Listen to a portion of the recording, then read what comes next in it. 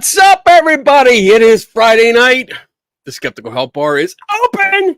I am your friendly neighborhood skeptic coming at you live from the Scooby Studios here in Buffalo, New York. Wow, I actually go through that whole opening without messing up. That was great. I'm proud of myself. I wish Donna was here to have seen that, but she is not here. Tim Vickers is in the background once again, backing me up, making sure the chat room is clean and clear and free of any kind of Russian porn links that might pop up, but we save for later just in case. You never know. But it is Friday. That means the Help Bar is open and we're going to have some fun, I hope.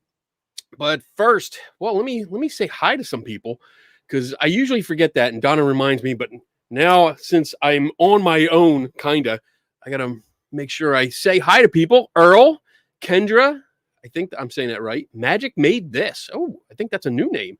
Night Gallant, Morning Rain. Wow. We got Dawn. We got Ian. What's up? We got Jaya, Jaya. I think I'm saying that right. Jaya D.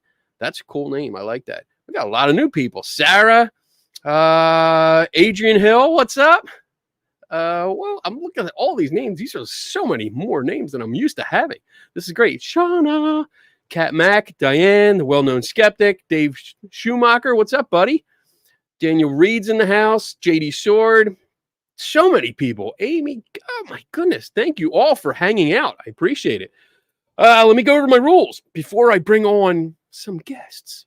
Yeah, it's not just me talking. I love when that happens. Rule number 1 is that you are welcome to ask questions. That's what this show is about. We learn shit together. And the only way to learn is to ask questions. So I promote it. Rule number 2, is that I don't know everything.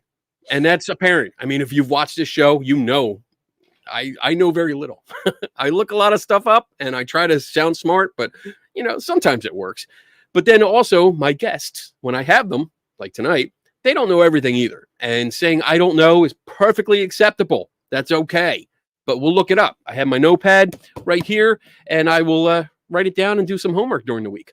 Rule number 3, we follow a Patrick Swayze rule here, and that's be nice. That's pretty much it. I mean, you can discuss in the chat room, you can debate, you can disagree. That's cool.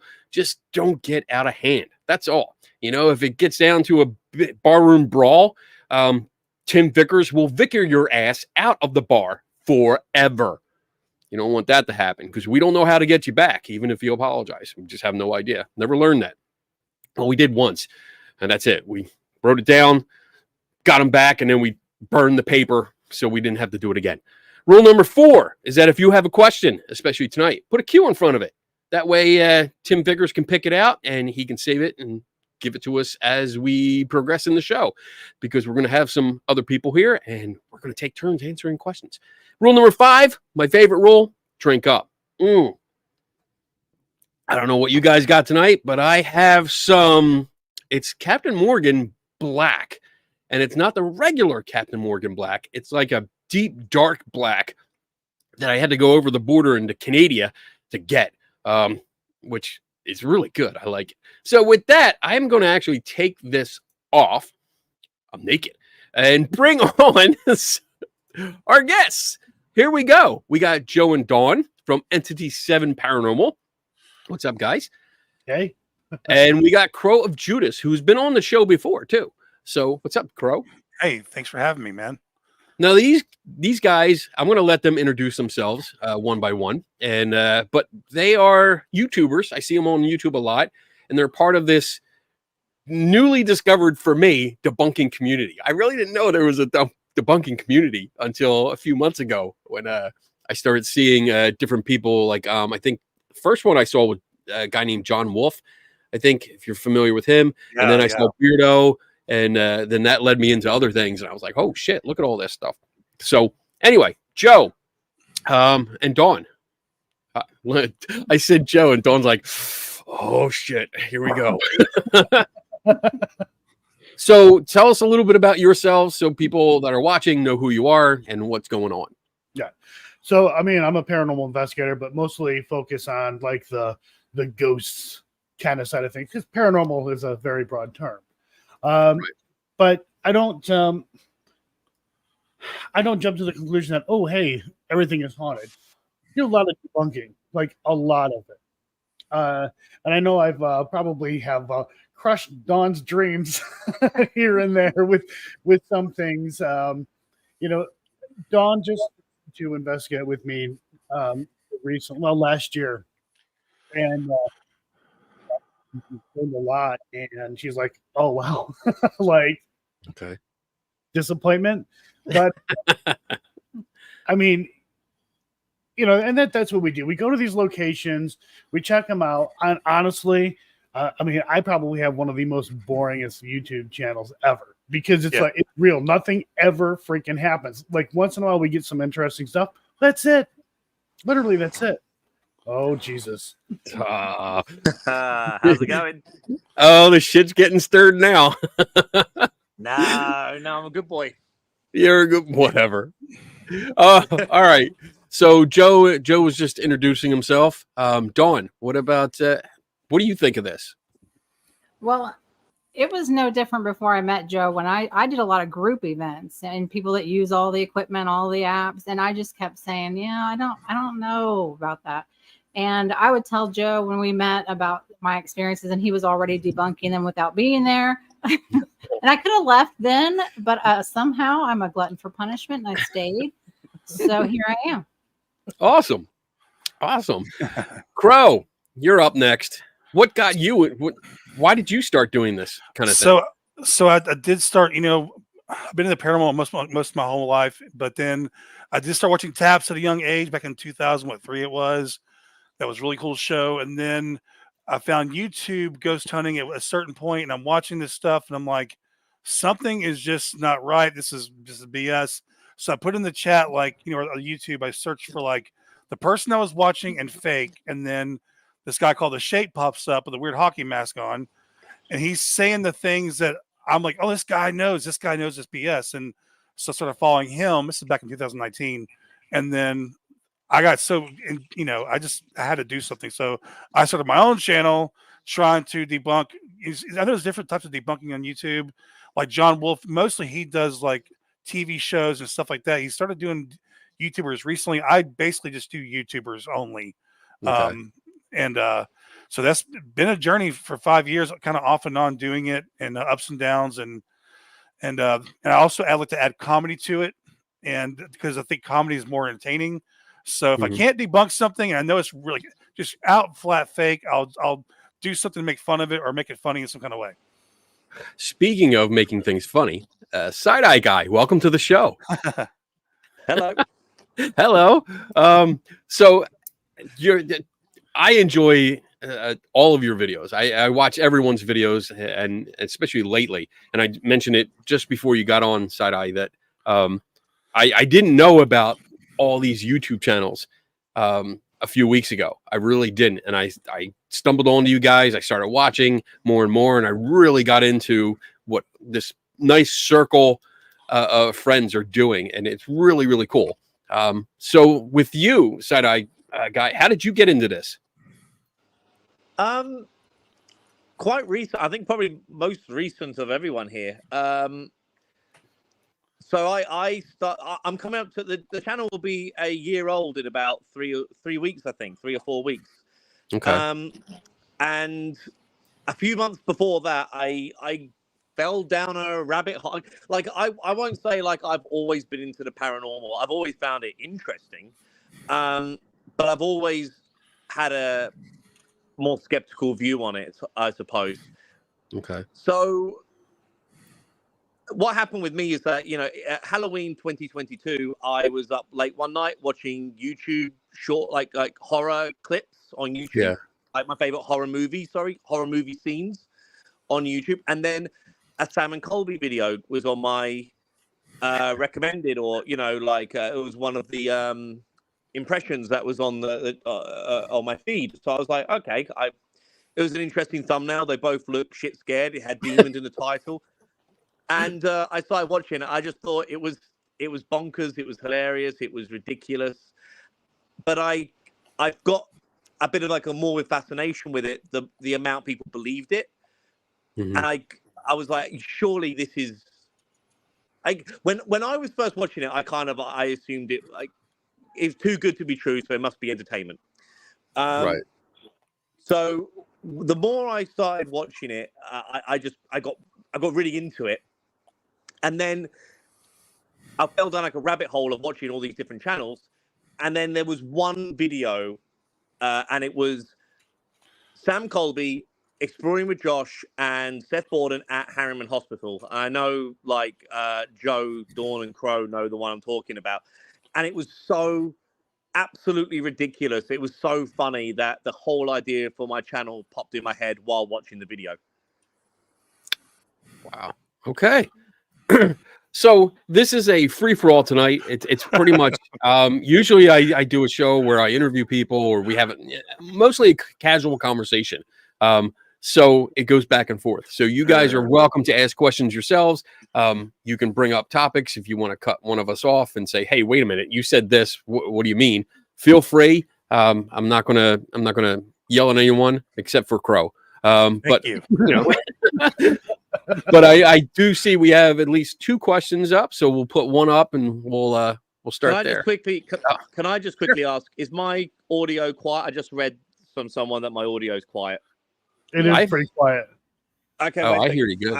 You talk. I'm just going to put on some headphones or something. Okay. Yeah, it sounds fine to me. Amateurs. No, I mean, you guys sound fine, but Side-Eye guys, the volume really low. Okay. Yeah, it's pretty low. Okay. I'm looking. Is Yeah. that any better? It's different. You sound Let's more see British. You sound more British with those headphones on. Yeah, I'm not British. That's what I go for. They're the British headphones. They're really expensive.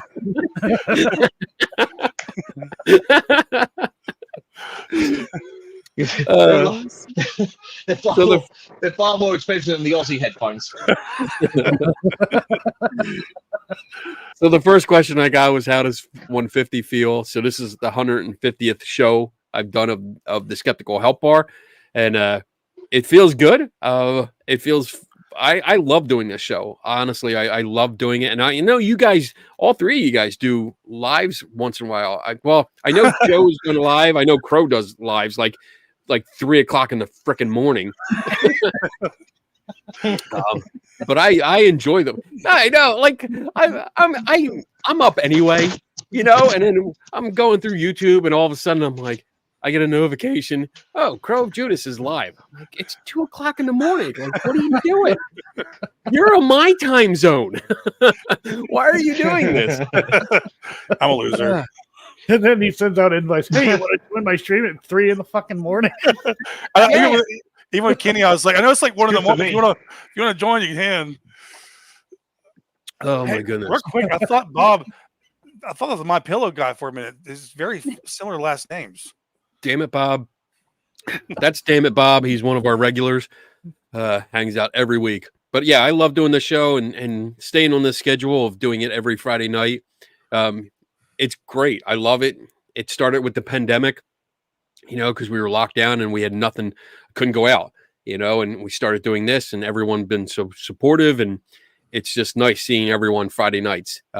Everyone keeps coming back, and I get a lot of support, and people hang out and they ask questions and they keep the show going. And it's just great. I love everyone that hangs out with us. So it feels good to be 150. Is awesome. 150 is awesome. Thank you. I mean, I didn't really expect it to last this long. I really thought people would just get bored and be like, oh, it's just this jackass talking again. I don't want to listen to him, and that would be it. But fortunately, YouTube. Yeah, thank you. All right, we got another question there. Yeah, Bob, again, have you ever debunked a scientist before who didn't read the full research, or have you ever debunked a debunker before? Ooh, anyone do this? Debunker.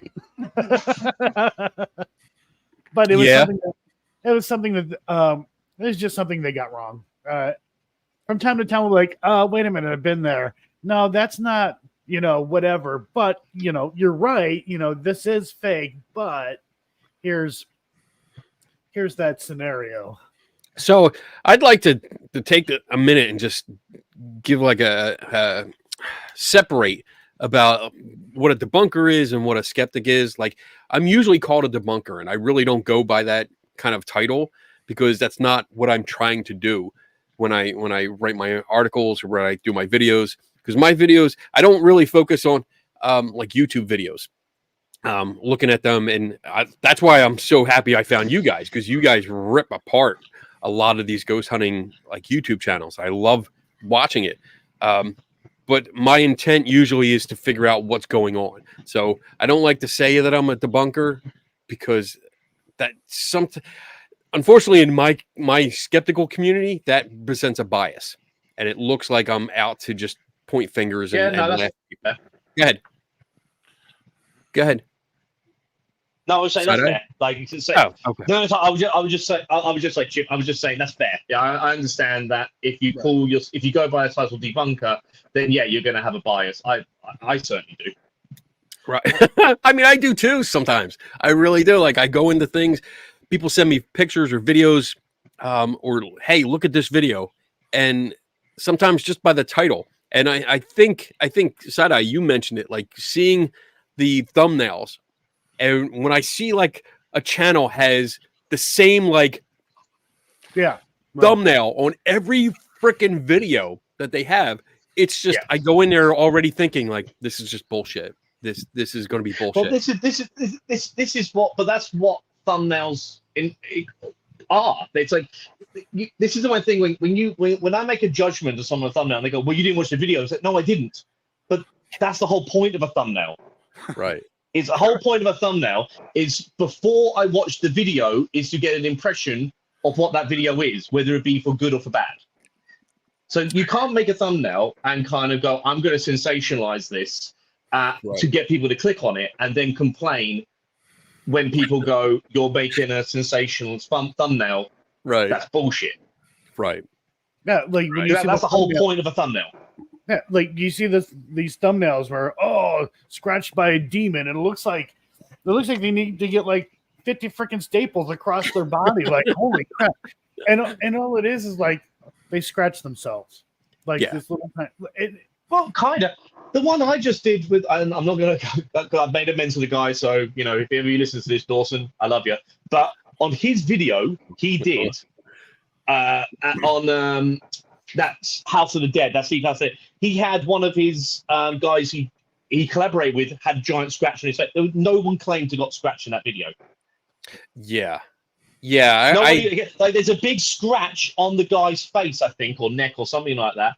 And no one even claimed in that video they got scratched. So this is what I'm saying is like, you know, if you're going to do that with the thumbnails, you've got, if you're doing that with thumbnails to people click on it, you're going to have to take on the chin that people like me are going to call you out saying that gives the overall impression that your channel is bullshit.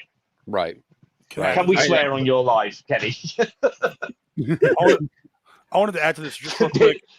Bit late now. I just wanted to add I actually need an answer for that. Can we swear in your live, Kenny? Oh yeah. Oh, absolutely. Yeah. Okay, good. Yeah. Fuck yeah. I just wanted to add real quick to this that a lot of these the so-called entertainer fake channels, they want it both ways. They want to be able to put, you know, demon every weekend, and they got scratched, possessed at 3 a.m., all this salacious stuff, and then also at the same time they want to be respected as a real investigator. And they're saying, we're just playing the YouTube game. It's like, well, at the end of the day, what do you want to do? Do you want to be taken seriously as a real investigating team? Or do you want to be a YouTuber and be scratched by a demon every week? But you can't have it both ways. So, yeah, it's like, you know, almost dying, Skinwalker almost every other week, most terrifying night of my life, and demons every other. I mean, possessed every episode. Damn near. And it's like, you know, first off, like you guys running into demons as many times you like, no, that shit ain't happening. And just the way they represent the paranormal, it sets a fire, a nuclear bomb underneath my ass, because it's like, this is not how it is, guys. And you have these younger audience who are watching it like, oh, this is what it's really like, which can also be damaging to that younger audience, because they may go off and try to do something stupid and get themselves hurt. I don't mean by like an unseen force or anything like that, but they may like go to this abandoned building and find themselves, in a situation where they could get hurt or something else could happen to them. Or arrested, Right. because they're trespassing, and they see all these channels that promote it and think it's a joke. And they think trespassing is a joke because it's abandoned. I can go on here anyway, and don't realize that if you go into that abandoned building, somebody still owns it. And if you fall through a floor, or if you're climbing on the roof and you fall off and get hurt, someone's liable. Someone's going to get in trouble. Someone's going to pay for that, and you can get arrested. But as you said, like the audience for some of these are very young. They're impressionable. I mean, the Sam and Colby, or Sam and Colby or Colby? Colby. Audience. I mean, I can imagine that is a very young and impressionable audience right there. And you see some of the stupid shit that they do, and you're right, Joe. Like you see it on the YouTube channels. They think it's real because they look up to these YouTubers and they say, "Oh, well, I can do that too because that's how it's done." They're doing science with big air quotes. And no, fuck no, you're not doing science. Yeah. Science. Oh, jeez. Yeah, that stuff. And it not only recycles the stupid, but it makes it worse because now you're training the next generation to just accept things at face value. Don't try to figure it out. Just accept it right away.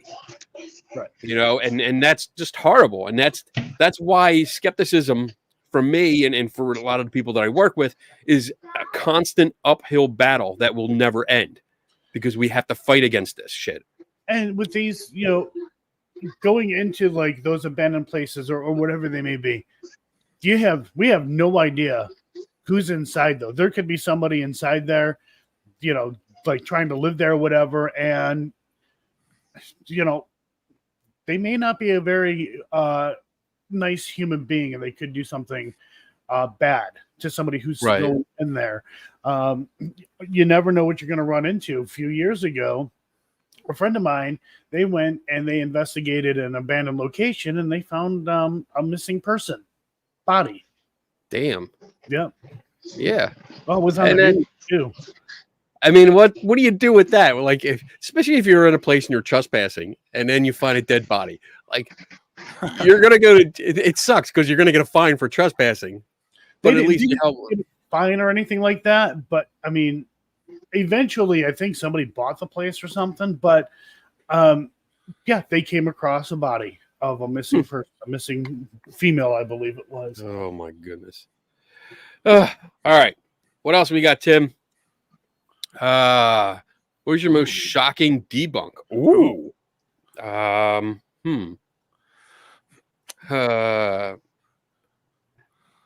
Wow. Anybody want to jump in? Because I'm thinking here.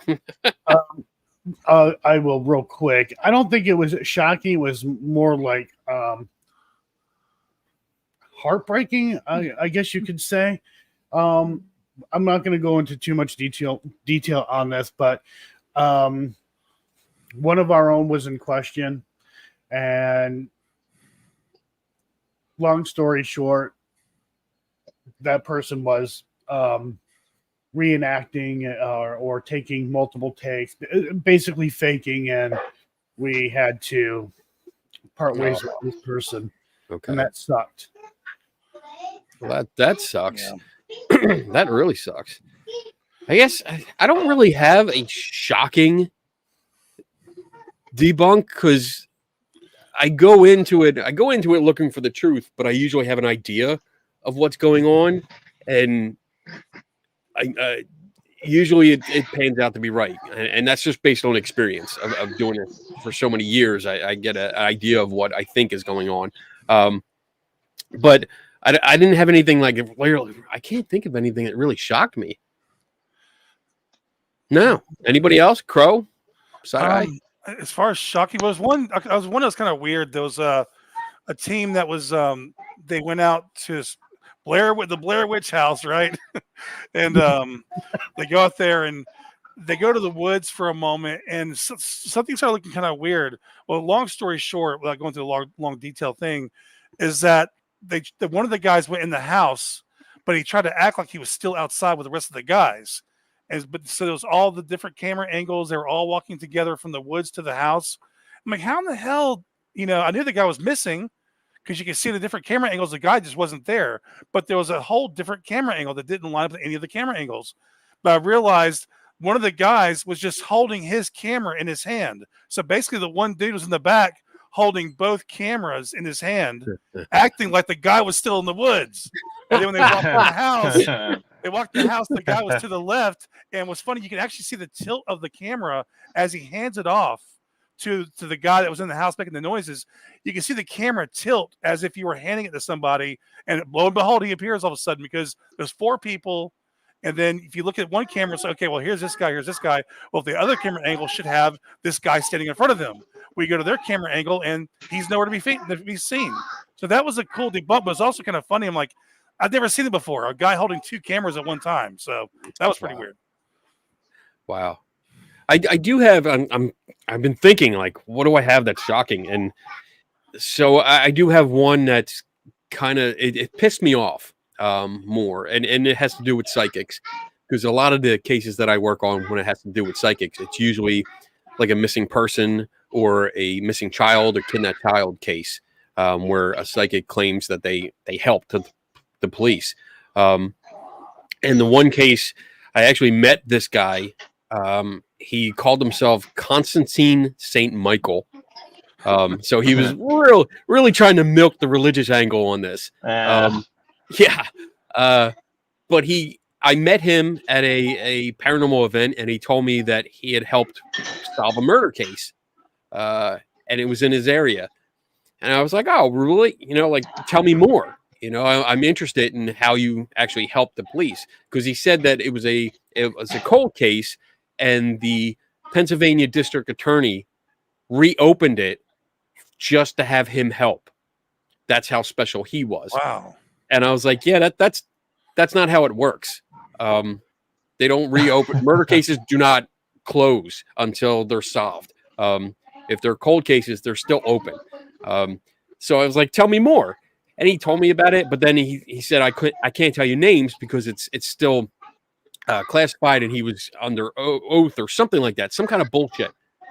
But he did make slip enough hints that I was able to actually find the case.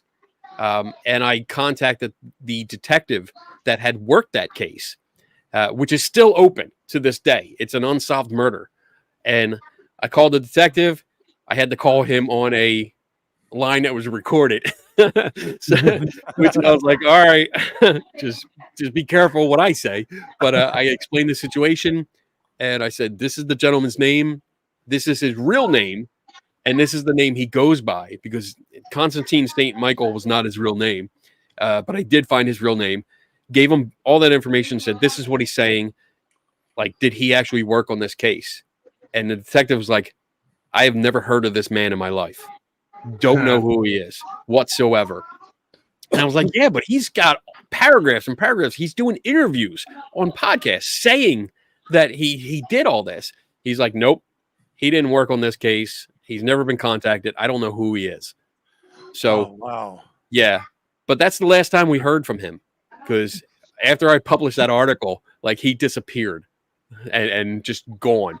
And that's good too, because I mean, I cannot stand when you actively try to con people, and that's what he was doing. So, wow, that's mine. That's my shocker there. That's a good one. That's a good one. Yeah. Unfortunately, crazy. I have a few that are like that, cases, missing child case that psychics try to claim they helped with, and I mean, that's the one thing I think that separates just the showmanship people, the ones that want the spotlight, from investigators, because I fucking call the police. I call them and talk to the detectives and say, look, this is what's being said. You're named in this article or in this, podcast. You're named in this, saying they worked with you. What happened? What can you tell me? And it always turns out that they didn't help. They never help. And it just burns me up. So something that, I ended up having to do was, and Kenny, you may have heard of this woman before, Carol Malone. So we were being talked to about a show. I was very nervous about it because I kept hearing stuff over and over again about this woman. I ended up calling the marshals. Where's that place at? Is it Arizona? Tombstone? Tombstone, yeah. Yeah. And, oh, yeah, it was confirmed real quick. They were looking for this woman. And I'm like, and they're like, so what do you know? And I'm like, well, but, you know, she kept saying, oh, it never happened. And it's, you know, no, I'm not wanted or anything like that. And come to find out, I'm like, oh, I don't think I want to be in a show with this chick. Yeah, you don't. I mean, there's been some. There was one guy that again claimed he was psychic, and he started saying how he interviewed.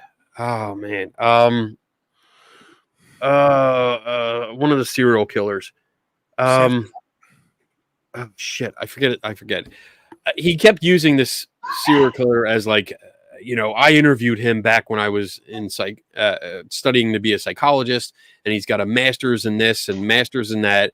And what really scared me was that he kept saying that he wanted to work with kids and that he thought kids had some abilities, and he wanted to go into hospitals, and he was helping kids when they were going to cross over and this and that. And I mean, he made some really big claims about being psychic and being able to talk to the other side and take kids under his wing and teach them how to do it as well. And then I found out by contacting the university he said he had his doctorate in, that he didn't go there. He didn't have a degree. He also said he was licensed in like 12 states to practice psychology. And I called every state and verified with the board that he was not licensed. They never heard of him. And he was trying to get into families and help with their kids because he thought they were psychic. And so I would have to contact the families and say, look, you know, like this guy's reaching out to you. Do not let him. The forensic psychologist guy. Thanks, Tim. I was like, do not let him near your child because there's a problem. And there's a big problem. But after the article came out, like he disappeared. And I heard about one family, somebody in California contacted me and said that he had contacted his parents and was scamming his parents, like living with his parents, saying that he was a psychic and that he was receiving messages from God, and God told him to contact his parents so he could live there. It was a whole mess. So we eventually got him out of that house. Wow. But this is the kind of shit that I deal with, and brutal. It just sucks. But, I mean, the paranormal field is filled with some pretty wild people. Like a lot of people ask me, how come you don't collab with this person or that person, whatever? It's because I don't know them. Like, yeah. I had to protect myself. Yeah. And when you've been in the paranormal for a long time, and you just, I know things. I may not say a lot, but there are a lot of people out there in the paranormal who definitely have issues, we'll say. Right.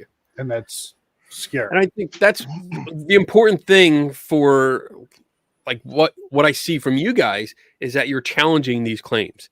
Like you're seeing it on a lot of YouTube channels that have like thousands or tens of thousands or hundreds of thousands of views. And you're challenging these claims, which I think is important. You're looking at them and saying, I'm not taking this at face value. You're looking at the little details. You're picking out the little details and going, look in this little corner. See them like throw an object or see this. Or you're doing background checks and finding out like these are not trustworthy people. You should not be trusting them. You know, and then finally, like I'm gonna totally use the example from Side Eye here about this REM pod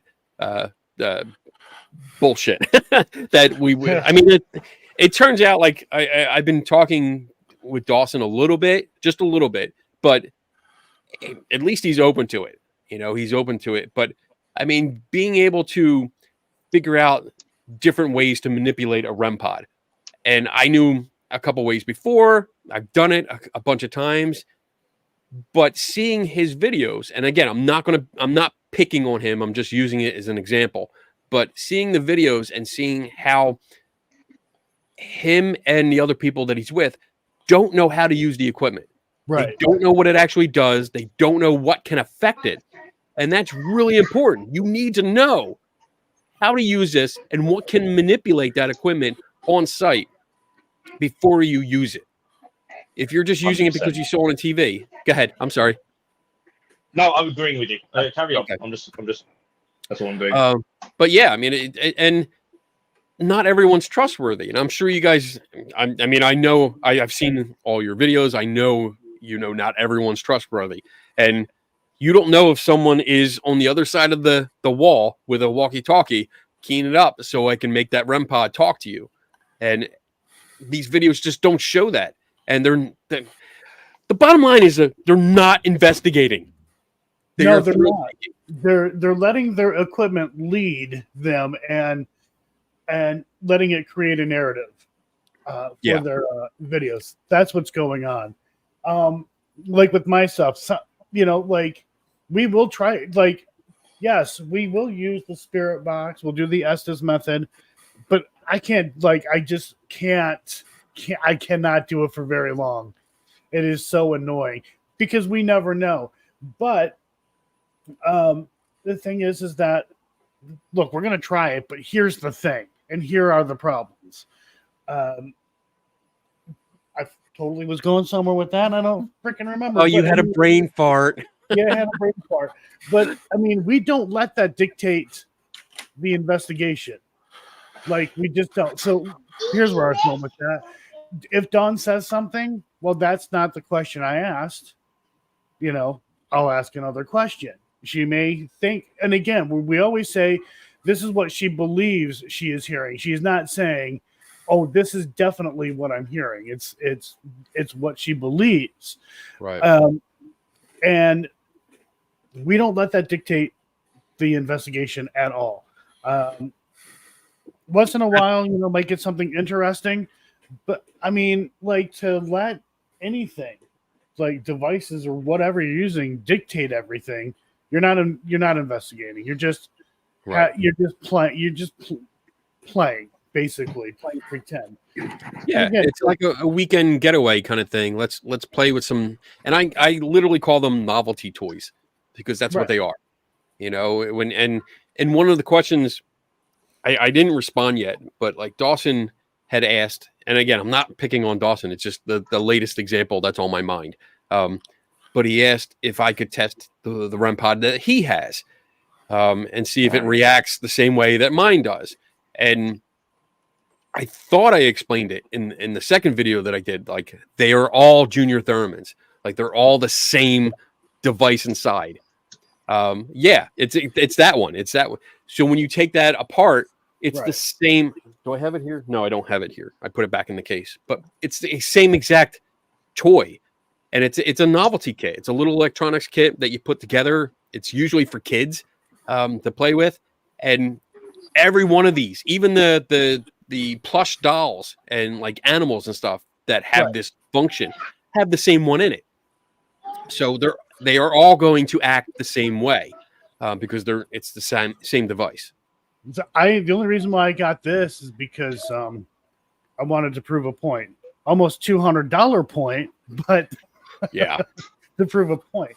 Luckily, I have nice people that donate equipment to me so I can take it apart. And again, like when I said we do the Estes method thing.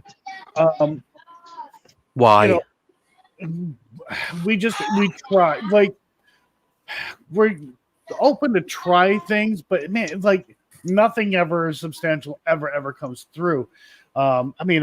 It's always radio stations. Sometimes things get a little interesting, but it's like, again, coincidence. I always tell people, what are the odds? What are the chances? Coincidences. It really depends on who you talk to. Like,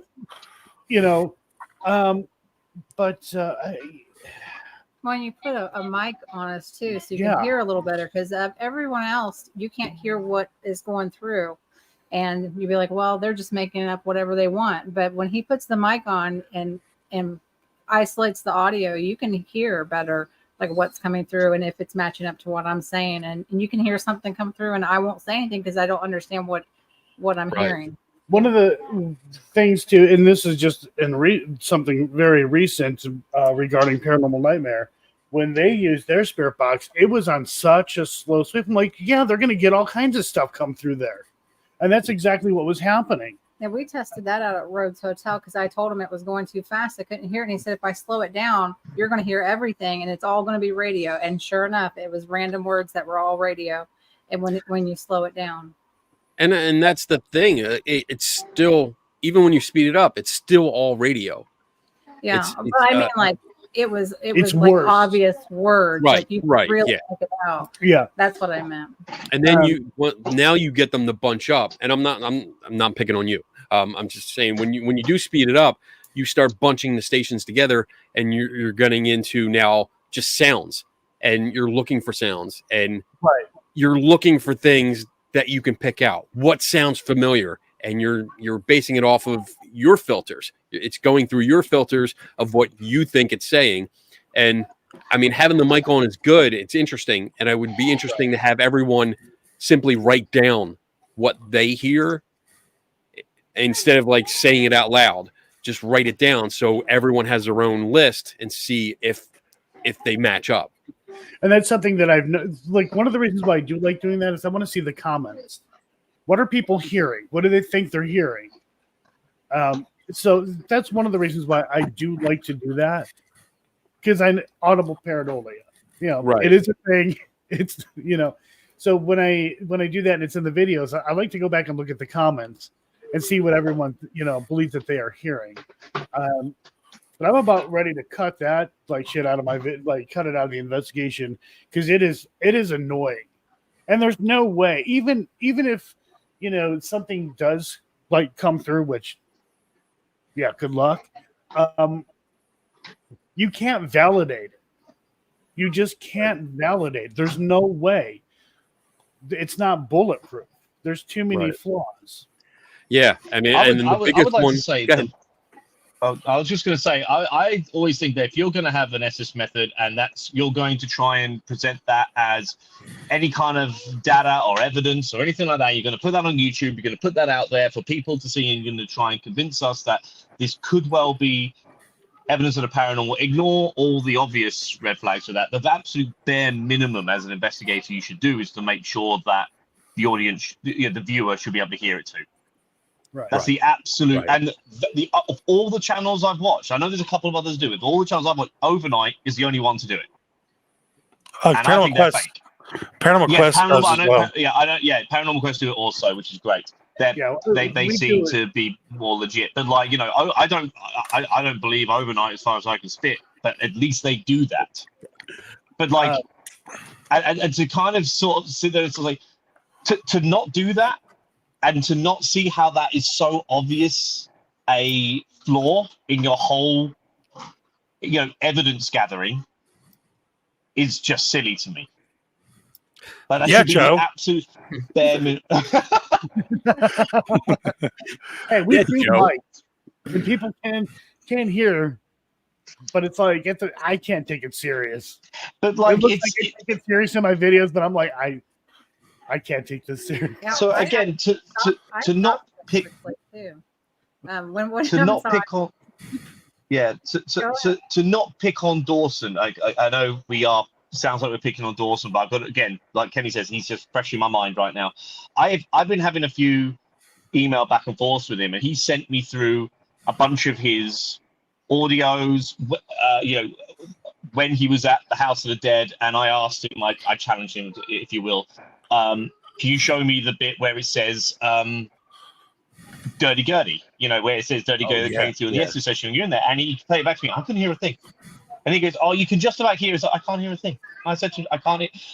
He showed me in his video that I reacted to. He was like, oh, you can hear it say Dawson. I can't hear a thing. Now, maybe it does say that. Maybe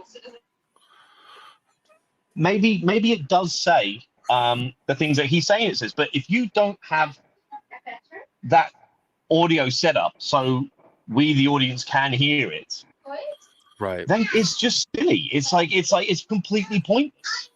It actually is no evidence for it. yeah, Well, Like you lost can't it. take that as evidence. Yeah, Sorry. there you go. I agree. I agree because if you're not listening to it at the same time, you're basically taking their word for it. I can sit here with headphones on, not even plugged in, and just spit out some words, and Or you even wouldn't if know I was the to be difference. kind, even if I was to be kind and saying they're not bullshitting us, at very least you make a very good argument that it's down for interpretation. What you think you heard, I might hear something completely different. Right. Right. Like But like that's not 95.5. evidence. Yeah. There were 95.5 ghosts here. Yeah. Oh my God. Joe's telling me over and over again he's definitely going to make me do an SS method when we go to the Conjuring house. So I'm looking forward to it. He has to experience that nightmare. He has to. Torture. Just Yeah. torture. Yeah, I hate watching them, so I'm not going to enjoy doing it. If I just think you're it's gonna- funny. if you're going to talk shit about it, you might as well do it. That's it. Let's I have move it on. coming. What else do we got here? Because we do have a bunch of questions. People were like really Yeah, into it. I think we took like 25 minutes answering one question there. Dr. Jim, for Side Eye Guy, did I hear you say Harriman Hospital? Could I ask? I've been there. We both have. Okay. 14 miles from Dr. Jim. Nice. Could I ask you to repeat the reference? So yeah, so the very first video, sorry, not the video that I watched that made me come up with the idea of the Side Eye Guy as a channel, as like, the direction I want to take the channel, was a video where it was Exploring with Josh video, and he was there with Seth Borden and Sam Colby. What actually it was all silly. It was like an hour, maybe an hour and a half long video. It's all very, very silly. But the bit that got me the most is they have a tripod. They're in the reception area of the ground level, I believe, of the hospital, and they got a camera on a tripod, and the camera is sat on a sofa, like a sort of like a lounge. I'm not sure what you've got to call it, but it's like a 2-person kind of like chair sofa. And from what I can see, the back leg of the tripod isn't even on the same level as the other 2 legs, but it's also on a curve. It's not on a flat. So, and it falls over exactly the direction that gravity and physics would tell you would fall over. Exactly the direction where the bottom corner slope of that chair.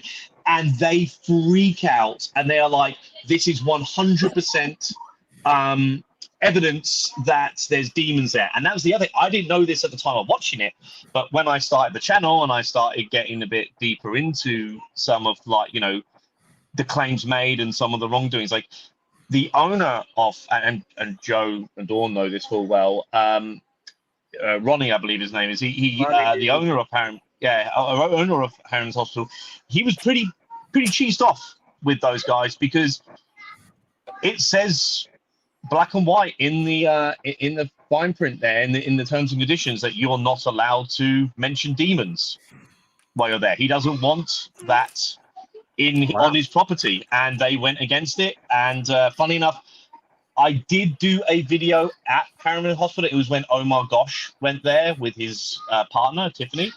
And the funny thing about that video is that he really goes out of his way to say there's no demons there. Right. It's like he really, like, it's not brought up at all. He goes like, he's just like filming around. He goes like, by the way, guys, there's definitely no demons here.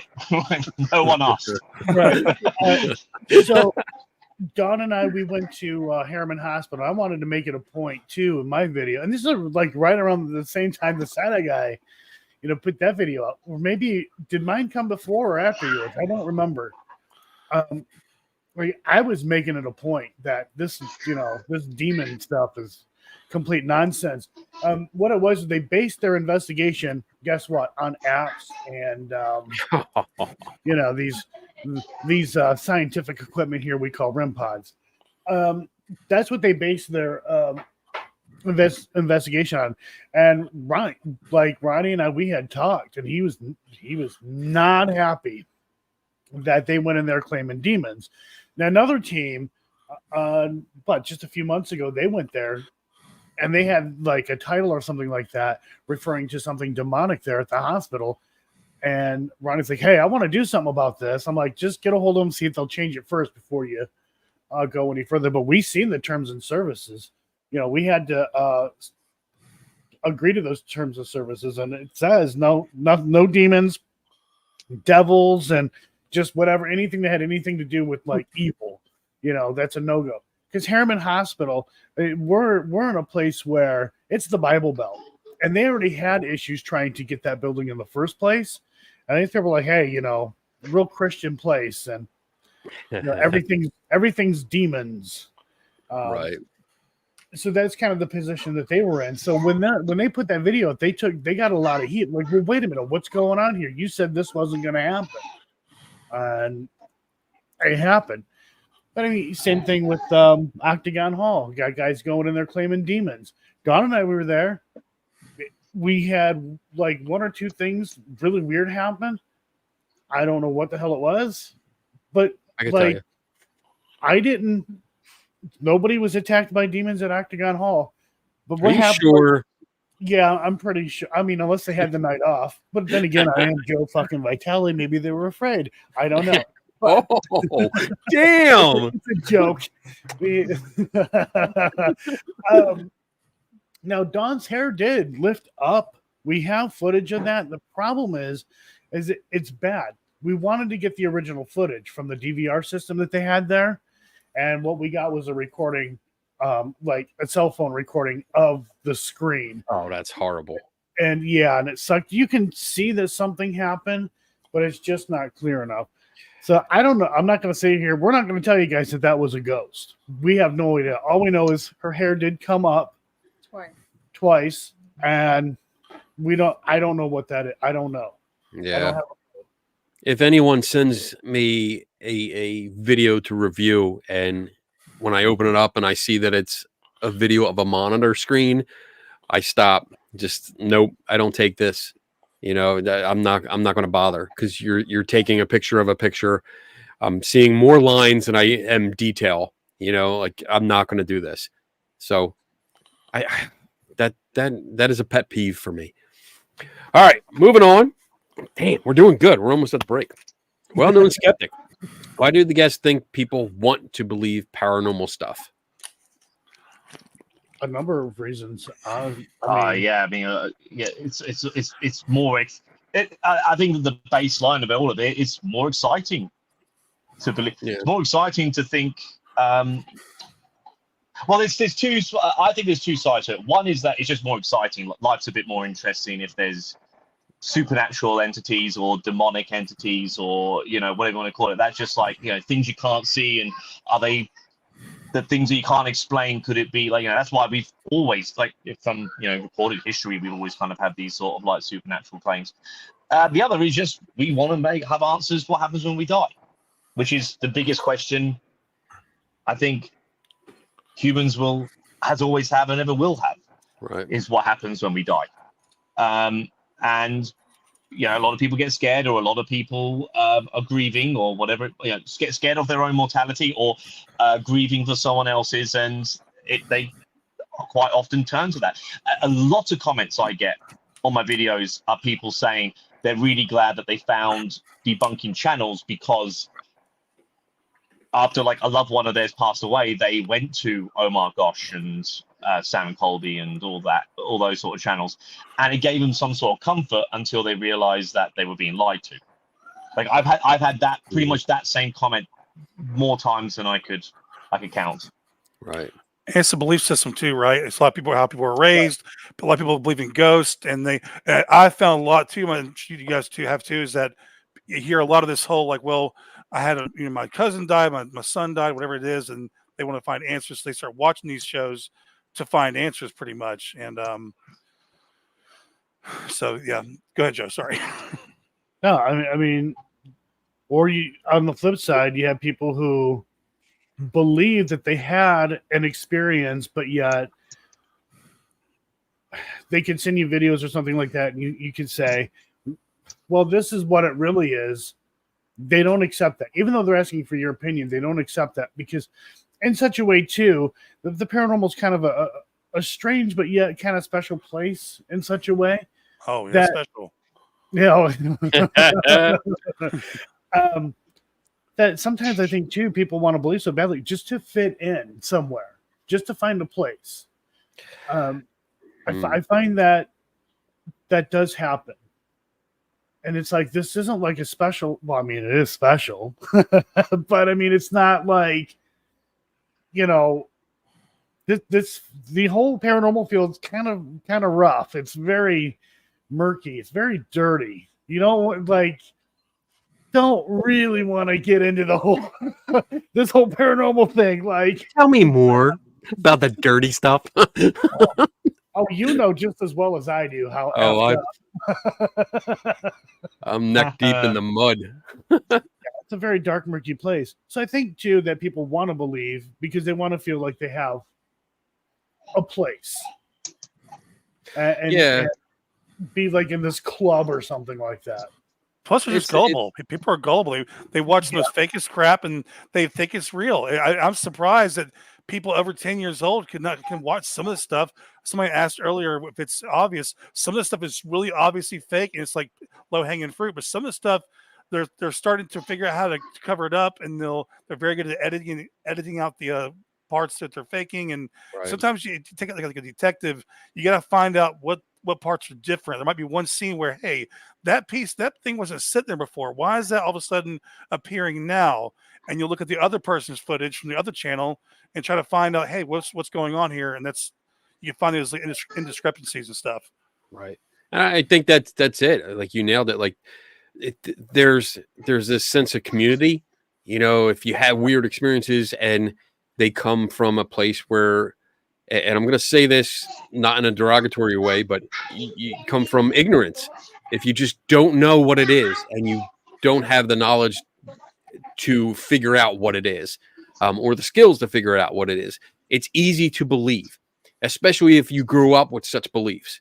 If you grew up believing that there was an afterlife because that's what you were told, that's from birth, you know, you were told that's where people go to heaven or hell or something like that. You believe this kind of stuff. So it's easy to accept something at face value. And not being able to explain something is a powerful feeling. Because if you can't explain it, you think nobody else can. And that's in general. I mean, you might be able to go to an expert, but they might be on TV, you know, like experts you see on TV, but the people around you, there's that sense that I don't know what's causing it, and nobody else does, because there's always that line like, well, you know, I don't know what it is. What could it be? What else could it be except for a ghost? And personal experiences. When you throw in a personal experience, when someone hears something strange or sees a shadow and can't figure out what caused it, to them, again, if they already have that established belief, that's a powerful feeling, because now they've had this unexplainable to them experience, and it sticks with them. And then, like, I think you guys started touching on this, but as you start looking for answers, you go on to websites and you type in like paranormal experience, and you're going to get paranormal websites, paranormal videos, not skeptical ones, not scientific ones that look at this stuff. You're going to look at mostly believers that are going to reinforce that belief the more you watch. And then when they finally come across people like us that look at it and go, well, no, look at this, look at that, look at that.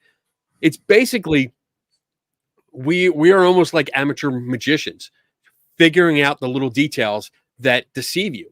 And I use amateur magician as a term, because a lot of these channels that deliberately fake shit, and we all know a bunch, but they deliberately fake shit because they have activity in their house or apartment every freaking day.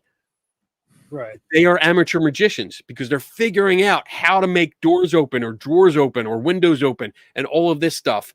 And happen in their house on camera without you being able to figure it out for the most part. And that's where people like us come in. Oh, we lost side eye. We come in and we start looking at it, scrutinizing it, looking at frame by frame, going, wait, there's a cut. There's a jump cut right there. Like, I see that. That's where they put the mask. And you start putting that information out, and hopefully it educates people, but it gets a small. Right. And, you know, I do believe that there is some, I mean, I'll admit, I do call it ghosts, but that's belief. And I'm like willing to say that's belief. I have no idea what the hell it is. I just say ghost because I don't know what it is. I believe it's so rare. Paranormal activity is so rare. If it really and truly is a phenomenon, it is extremely rare. And to see like people go to all these even places that I've been to and have crazy shit happen, I'm like, how? And people buy this. Donald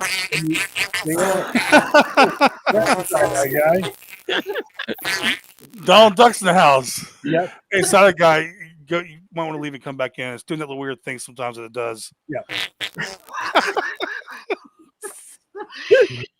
Oh, that sucks. All right, let's do one more question, and then we'll go to break, and then we'll come back and we'll see if we can tackle the others. I love your pee breaks. Yeah, I love them too because I usually have to really pee. Yeah. All right, Dan Webster. What's up, Dan? Long time no see. What piece of ghost hunting equipment is your most despised? Oh, that's a good question. Yeah, I like that. Can I go? There's so many. Go ahead, man. Jump in. I think more than anything is probably the apps. The apps are mind numbing. It's become the new string. It's become the new throwing. Most of these guys don't have to use string anymore. They don't have to throw anything anymore because they can just go around and talk to an app with a parrot voice that questions. If it says door, they go door. You run behind a door, and it's all they do. They hold for 2 hours, and it makes these great videos, and it's really taken off. I can't stand apps and the SLS machine. That's my two. Yeah, most of those ones. Yeah. Wow, there are so many to pick from. K2. Honestly, K2 the K2 meter. Fuck that shit. Oh my god, I don't know. Joe, you go. No, I'm with Crow on that, and I've shit on a couple of those apps, showing people how easy they are to be manipulated, or how you can great editing can really make it work to your advantage. Right. The SLS camera. I'm just cutting. Can you guys hear me okay? Is it Yeah. doing that same thing? Much better. Yeah. Sounds sexy. I will. Fantastic. But I think with most of the equipment anyways, seeing how it's like what I despise more is the way the equipment is being used and the situation that these pieces of equipment are being put into. Elaborate. Like EMF meters. Here, I'm going to put this EMF meter over here, but there's a fuse box like, I don't know, 5 feet away. And it's like, you really? I mean, my TV's turned off. If I turn on my EMF meter and it's off, it lights up. Ooh. Yeah. I do use one app. It's called the Ghost Communicator 5000. She has a bit of an attitude sometimes, but I think you understand that. Yeah. I think side eye. What's your most despised piece of equipment? It's got. I think it's already been said. It's got to be the apps, hasn't it? And actually, on the apps, like it kind of, if I can just sort of harken back to a point, I think my audio was messing up on me before. I've kind of called ghost hunters out on this before. I remember I did a response to a Kalani thing, and I think a lot of ghost hunters, like the big ghost hunting channels, because us Debunking Day, Beardo's got the most subscribers, with the exception of John Wolf. Beardo's got the most subscribers out of the Debunkers, with coming up to 31,000, I think. That's still nothing compared to a lot of the other channels. And I think a lot of those guys think that it's all about echo chambers. They're in a bubble, and that because they surround themselves with other content creators that have these huge followings and get these huge views and have these huge subscriber numbers, they will just defend things that are absolutely ludicrous to your every man on the street. If those people, if I was to go if I was to walk along with Oh My Gosh, and we were going to do one of those YouTube videos where you just put a mic in someone's face who's just trying to do some shopping and sort of ask them a bunch of questions, 9 times out of 10, if you whether they believe in the paranormal or not, if you say, do you believe that there is an app out there that you can download to your phone for $4.99 that will speak to dead people, how many people are going to say, yeah, absolutely, that's, of course, that makes complete sense? Next to nobody is going to actually think that's a thing. But they do. They will defend it like crazy. That video I talked about a second ago, I did with Kalani, he was saying, oh, it's only because it's in an app. If that was on a different device, you'd believe it. I'm like, no, that's called a spirit box, and we don't believe those either. Not a ghost right now, side-eye guy. Is Spotted Ghost in the chat? What a shame. What a shame. Also, the obelisk. The obelisk is like $500. It's just a glorified spirit box. I think it sucks too. It does. They all do. And I think I made up my mind. I was looking at the comments and people were guessing that I would say psychics, which, yeah, that's a good one. K2 meter, I hate that. REM pod, I hate that. SLS, I absolutely hate that. Did an article and 2 videos on that shit. But I think the absolute worst for me is the spirit box or ghost box. Just because it is so freaking annoying. Every time I've participated in a ghost hunt where they turn it on and they let it go, it drives me nuts. I want to just kill everyone. Because it's just the constant sound, and this is just because I worked in automotive and aerospace for a while. I don't like loud sounds. I hate loud sounds. So if it's a constant loud thing and all I hear is constantly, and is then that why you mute Crow so often? Yes. Absolutely.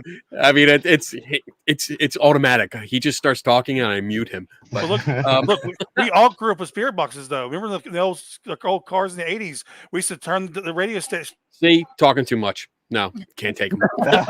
I'm kidding. No, you're making a good point.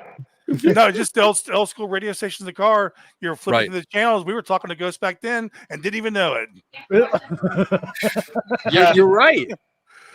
You're right. But yeah, that's my worst. I don't like it because it's just, and it goes into other things too. It's not only just annoying, but and I think I forget who touched on it. I think Joe, you touched on it. It's people will ask questions like, "What's your name?" And if somebody hears the word stairs that didn't answer your question, but yet the conversation now shifts. Oh, what happened? Did you fall down the stairs? Right. And then you'll hear red. And I'm like, oh, red. That must be the blood that came from your head when you fell down. The radio stations dictate the conversation, and it's just not logical. It's not sensible. It's just silly.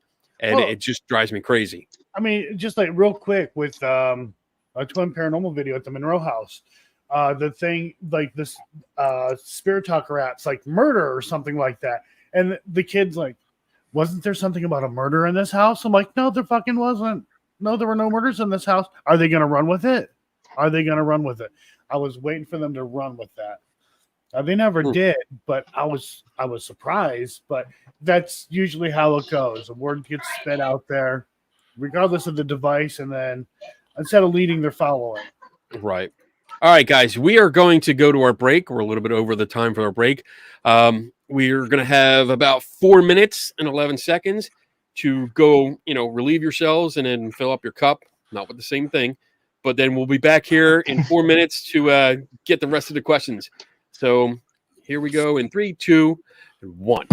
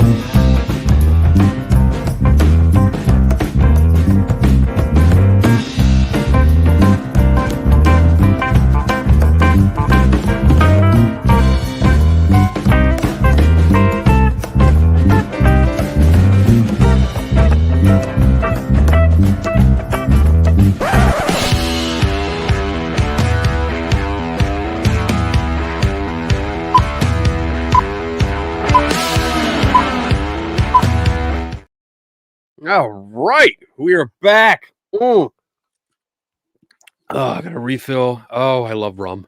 It's so nice and yummy. All right, guys, we're doing great. We're halfway through. We got another question. Here we go. Boomer. Boomer. Ooh, I'm hearing feedback. Wow, that was weird. Difference between ghost hunter and paranormal investigators. Your insight. Oh, I have some thoughts on this.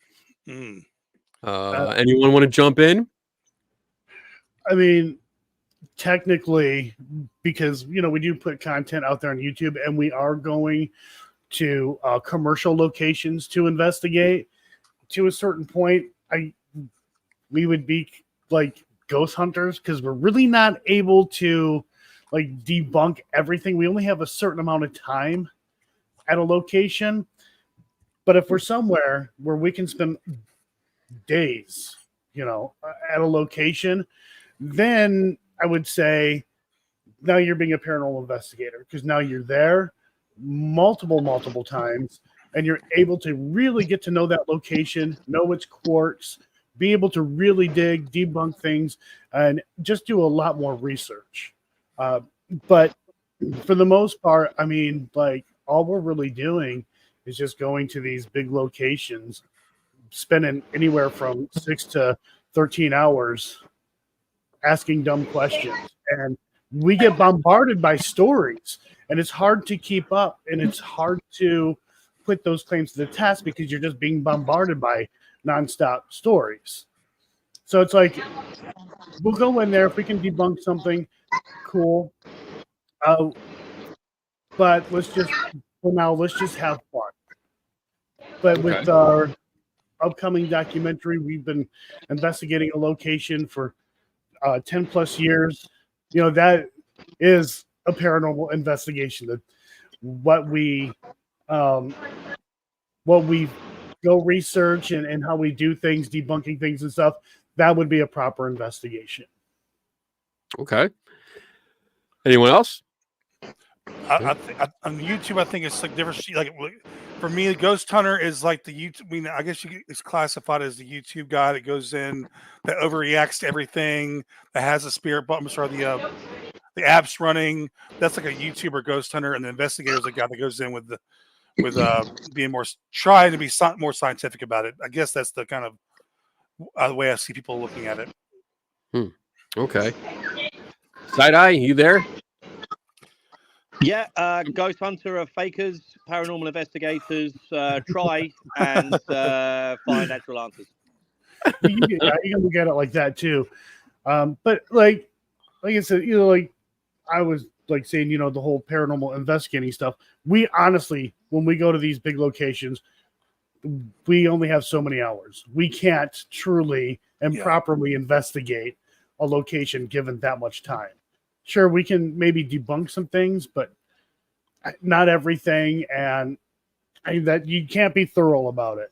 You can't. All right, so my 2 cents here. I both titles are self-styled. People give themselves these titles, so it's there's no requirement for it. I had to apply for my job, and I am not called a paranormal investigator. I am just an investigator. Actually, I'm the chief investigator for CSI. So that is my job title. But when it comes to being a ghost hunter and being a paranormal investigator, these are all titles that people give themselves. There's no requirement. There's no training. There's no tests. There's no certification. There's nothing. People can just say, I'm a ghost hunter. People can just say, I'm a paranormal investigator because they go out. And I think it really comes down to your actions. What are you actually doing? When people claim to investigate, are they actually investigating? And I've made this distinction before. There's investigation and there's stakeouts. There is a stakeout where you have people that just sit around and they wait for something to happen. And I usually equate that to like the FBI agents that are in the they rent the apartment across the street from the Italian restaurant because they think the mob is in there and they're watching it. The documentaries a certain individual put out. Go ahead. Sorry. Did I say that before? Maybe. Maybe. All right. Something to do with the Amityville house, just sitting in a car, investigating the Amityville house. Yeah. Okay. Yeah. So yeah, I mean that's what I see a lot. People, ghost hunters, go to a place, and the common thing that you see is that they sit around, they set up some equipment, some cameras, and they sit and they wait for something to happen. They're not actively investigating claims, and that's where an investigator comes in, and that's something that I do. I look up the claims, what's being said about this place, what's been said that is allegedly unexplainable. Let's find out what they are. Let's research them, who said it, where did they take place, and let's actually go in and investigate those specific claims. I don't go in and just sit or stand in a room and wait for something to happen. I actively look and say, all right, well, like if this location said, hey, we see, or this is an example I give a lot, is if we hear footsteps coming down the stairs at 2 a.m. every night, well, that's a testable claim. We can actually be there and set up cameras and witness this, to try to figure out what's going on. Let's see if it does happen, what's happening, what's causing this. Is it a neighbor's house where the neighbor is coming down the stairs and it's just transferring over through the wall into your set of stairs? Is it thermal expansion? Let's look at these things. So I think there's a definite distinction. Well, there's not much distinction between ghost hunter and paranormal investigator. It's just what you choose to call yourself. Right. But I think there is a distinction between someone who actually investigates and someone that is doing it more for a hobby and having fun with it. So those are my 2 cents. Right. Now, when I can properly investigate, and I hear these stories about people who once lived in a place or they were put in a facility for whatever reason, I will get on one of those family tree sites and I will find those people. Right. And I mean, Dawn knows she was here when I went looking. She helped me go look for individuals who lived in a place. And at the time, we heard that there were deaths in this location. Now, that's just hearsay. There's no facts. So I'm like, nobody died here. There's no proof whatsoever that anybody died in this location. Well, I went ahead because I was waiting on somebody else. But anyhow, I went looking. 3 deaths, but all these other wild, crazy claims of self-deletion, just other things, not true at all. Just I don't even know where the hell they came from. Supposedly like murders and stuff like that. I'm like, where did this shit come from? Chastain House. Yeah. Virginia. The Conjuring House is a good example because we talked about it, and right. all the alleged deaths that were associated with that, none of them happened in the house. Only one happened on the property. The rest of them happened at other places. One was in a completely different town. And I mean, I was able to find all the obituaries and show like this is where the people lived. They did not live in this house. They did not die in this house. Even the one guy that died, he froze to death, but he was not. Barn. Yeah, he was like, it was a little shed. It wasn't in the barn. It was a little shed that's no longer there. Yeah. So, and that drives me nuts because what I'm getting at too here is how not just the guys on YouTube making these stupid videos go about it, but also owners dragging people's names, people who can't defend themselves, dragging their names through the mud. I mean, this has happened with like the Chastain house, and a judge actually owns that house, but it's the caretaker who's the one who tells all these stories. And he's talking about how, this person was a witch, and here's a picture of this person with these other witches. I took a picture of that picture, did a reverse search, and it's advertisement for a high-end costume shop out in California. I swear to God. Oh, that's great. That's amazing. And then, they said, they hung this person because they thought she was a witch. And then they turn around and did the same thing with the sister because they said that the spirit of that witch possessed the spirit of her sister. So they hung her. I'm like, I go and I look, like she died of like old age. Well, something with the stomach or something like that. But she was an old woman. She was never hung.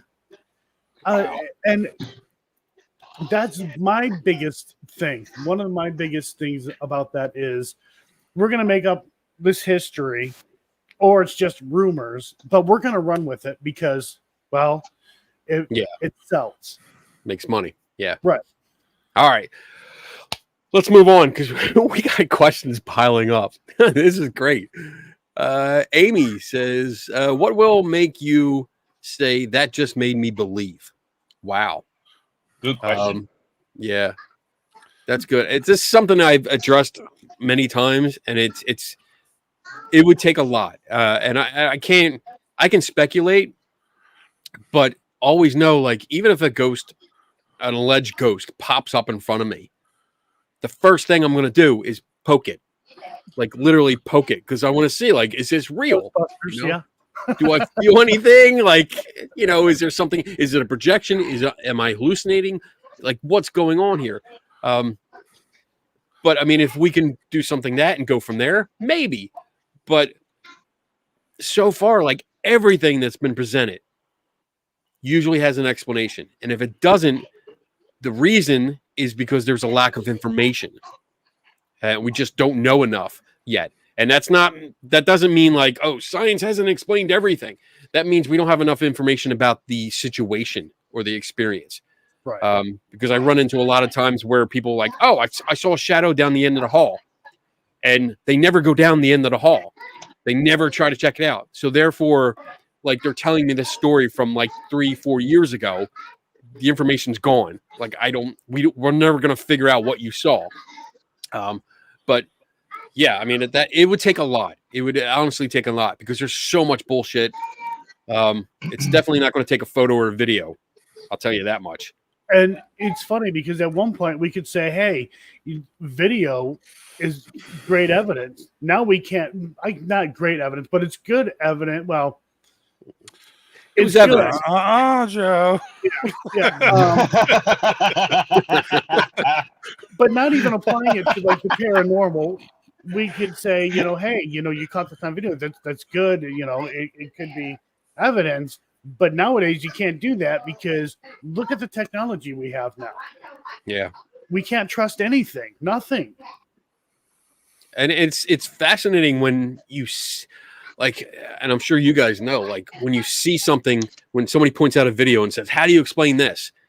And my first response is always like, well, how do you explain it? Why? I don't have to do your job for you. You should be trying to explain this. But then I see it. I'm like, I don't know. Like, how did that guy walk up to a door, a clear glass door, holding his phone and see somebody there hammering it and then suddenly disappear?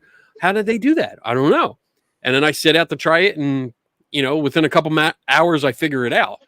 But you're right, like, and I'm an amateur at this, and I did it where, like, anyone that's a professional editor will figure it out what I did, easily. But I mean, if you have a professional doing this, how are you going to figure it out? So yeah, video, pictures, audio clips, that's not evidence to me. Like, it's data, but I don't think it's good evidence to prove that there's an afterlife because there's so much that can be manipulated when it comes to that. Anybody else? No. If it gets, I mean, is it going to be able to? Are you going to be able to measure it in a test tube? Probably not. I think if you do prove the afterlife, or as far as ghosts go, it'll be something like the Hadron Collider or something cool like that. Maybe down the road in a few hundred years. For me, it's a tricky one. In many ways, sorry, there might be a little bit of background noise here. In many ways, I very much agree with what you with.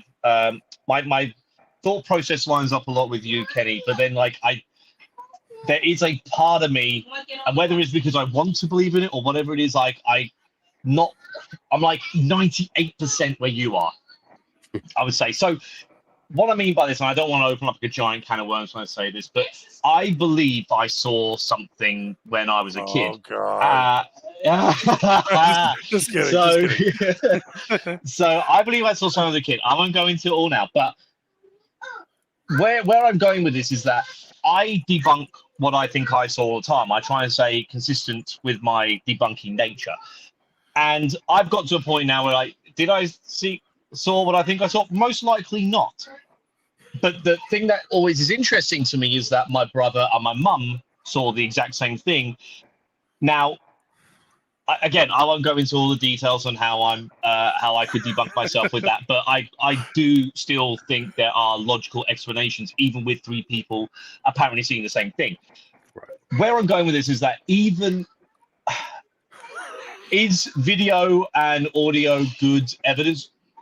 It's probably some of the best we're going to have, because as far as like an eyewitness account, obviously if Kenny Biddle had an experience and he came back with us saying, this is what happened to me, and this is what I did in that moment, and this is the results from that, that's going to go further than, say, if the exact same thing happened to Omar. You know, no one's going to believe it.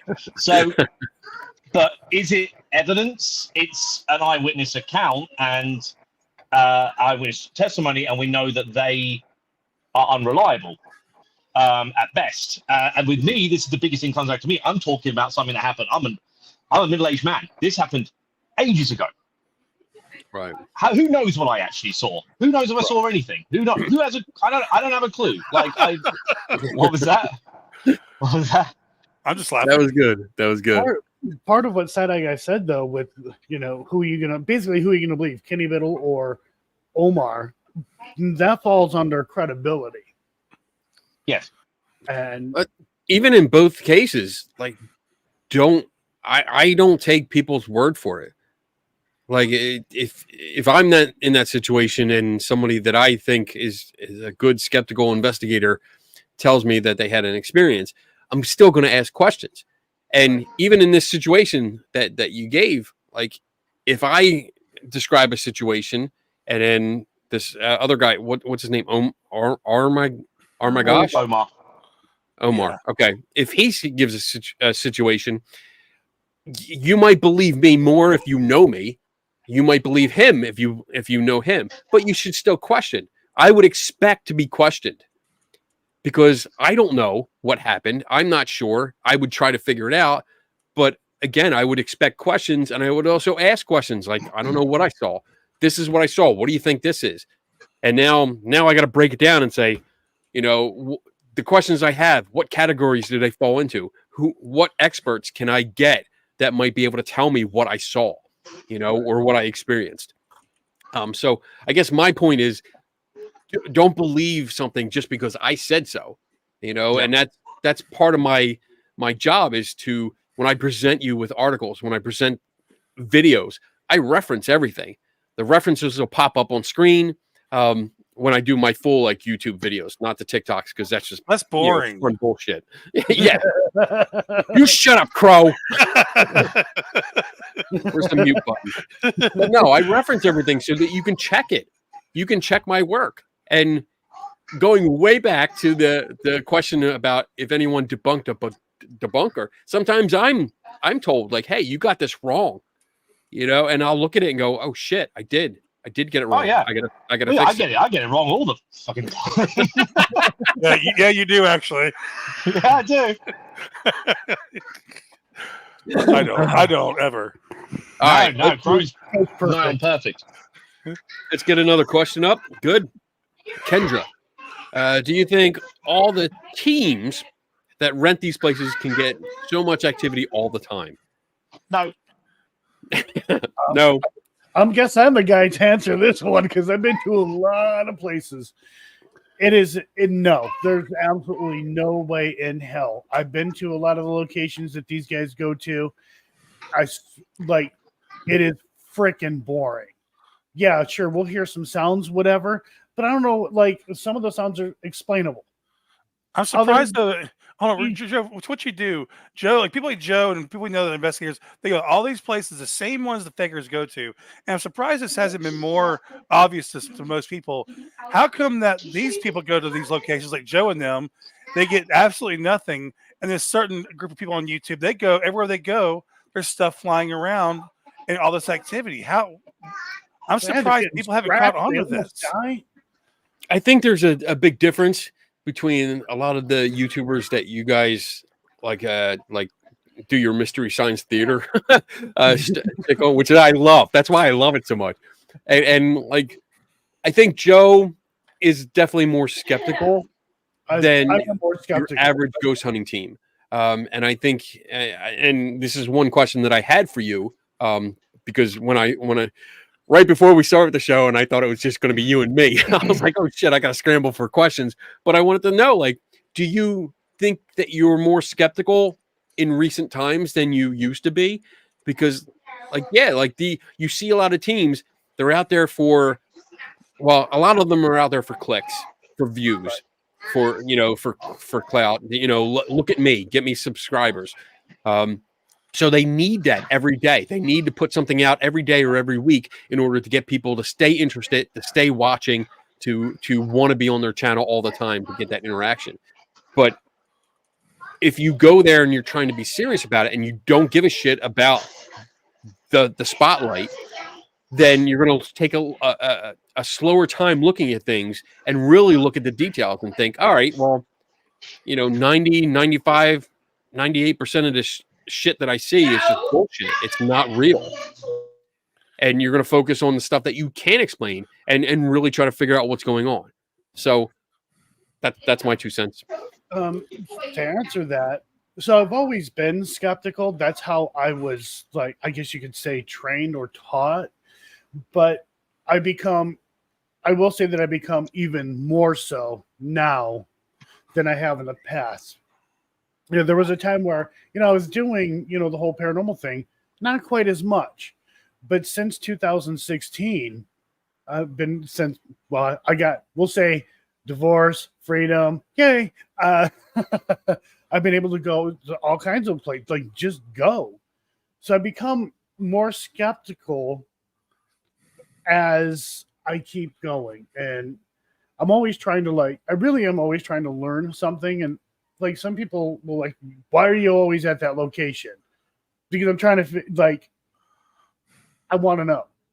Okay. Like repeat locations. There are things that I want to know and I want to try to, figure that out. I want to learn more. I want to get to know the building. It is always important to get to know the place that you're investigating. Like I said earlier, get to know the quirks of the place and like the little things here and there. Right. Monroe House. You walk down a hallway and you hit a certain spot with your foot. Sounds like the cabinet's open. Wow. And watching people go through there, like on YouTube, and hearing that sound, oh my God, there was a knock. God, you hit the sweet. Did you hear that? Yeah. So I have become more skeptical over time. I do believe that something is going on. As I said, I call it ghosts, but I mean, I don't know what the hell it is, Kenny. I really don't. I don't know. Okay. Fair enough. All right. Anybody else? No? Good. Moving to the next question. Here we go. Night Gallant. That's a cool name. I like that. Do these debunks take a while to figure out, or are most fairly simple? It seems there are a lot of similar claims. I can say from experience that it runs on a spectrum. It really does. Sometimes I can look at a photo or video and I instantly know what happened. And I can give you a full explanation, and I can walk over, grab any of my cameras, and just reproduce it and show you, like, this is probably how it was done. And then they'll say, I didn't use Flash, even though in the metadata it says they use Flash. Flash on! All these lights and shadows everywhere coming from your direction. Like, okay, you didn't use a flash. Okay. I've stopped everything. Or when they tell me that that there's a ghost behind them and it's absolutely not a reflection. And when you open the picture up, they're taking a picture of a mirror behind them and it's their reflection. That's something that we came across a while ago. But like that kind of stuff, it's fairly simple, but other times it takes a while. It takes sometimes a couple hours, couple days, weeks, months, even. It really is why the job of and I'm not saying more of it. I'm going to say it from my perspective. A job of a skeptical investigator takes so much longer because I don't have to go in there and just jump scare at every freaking noise or shadow. I have to look at every detail frame by frame. I have to look at your eyewitness testimony. I have to look at police reports or accident reports. I have to look at newspapers from archives from 1800s, 1700s. I have to look through all of this and try to piece together this puzzle to figure out what happened. So, yeah, that takes a while. I mean, sometimes some of the articles, like the Conjuring House article, that took 9 months to finally get done. It wasn't something I could bang out. That literally 9 months of my life researching it, tracking it down, traveling up there, not being able to go in the house, but meeting up with the local historian. They thanked us, by the way, for that. The Historical Society. Oh, yeah? Yeah, they did. They thanked us for that. They appreciated it. Good people. It sounds like a lot of work. I mean, I rather it's more fun to put fart noises over the ghost hunters. That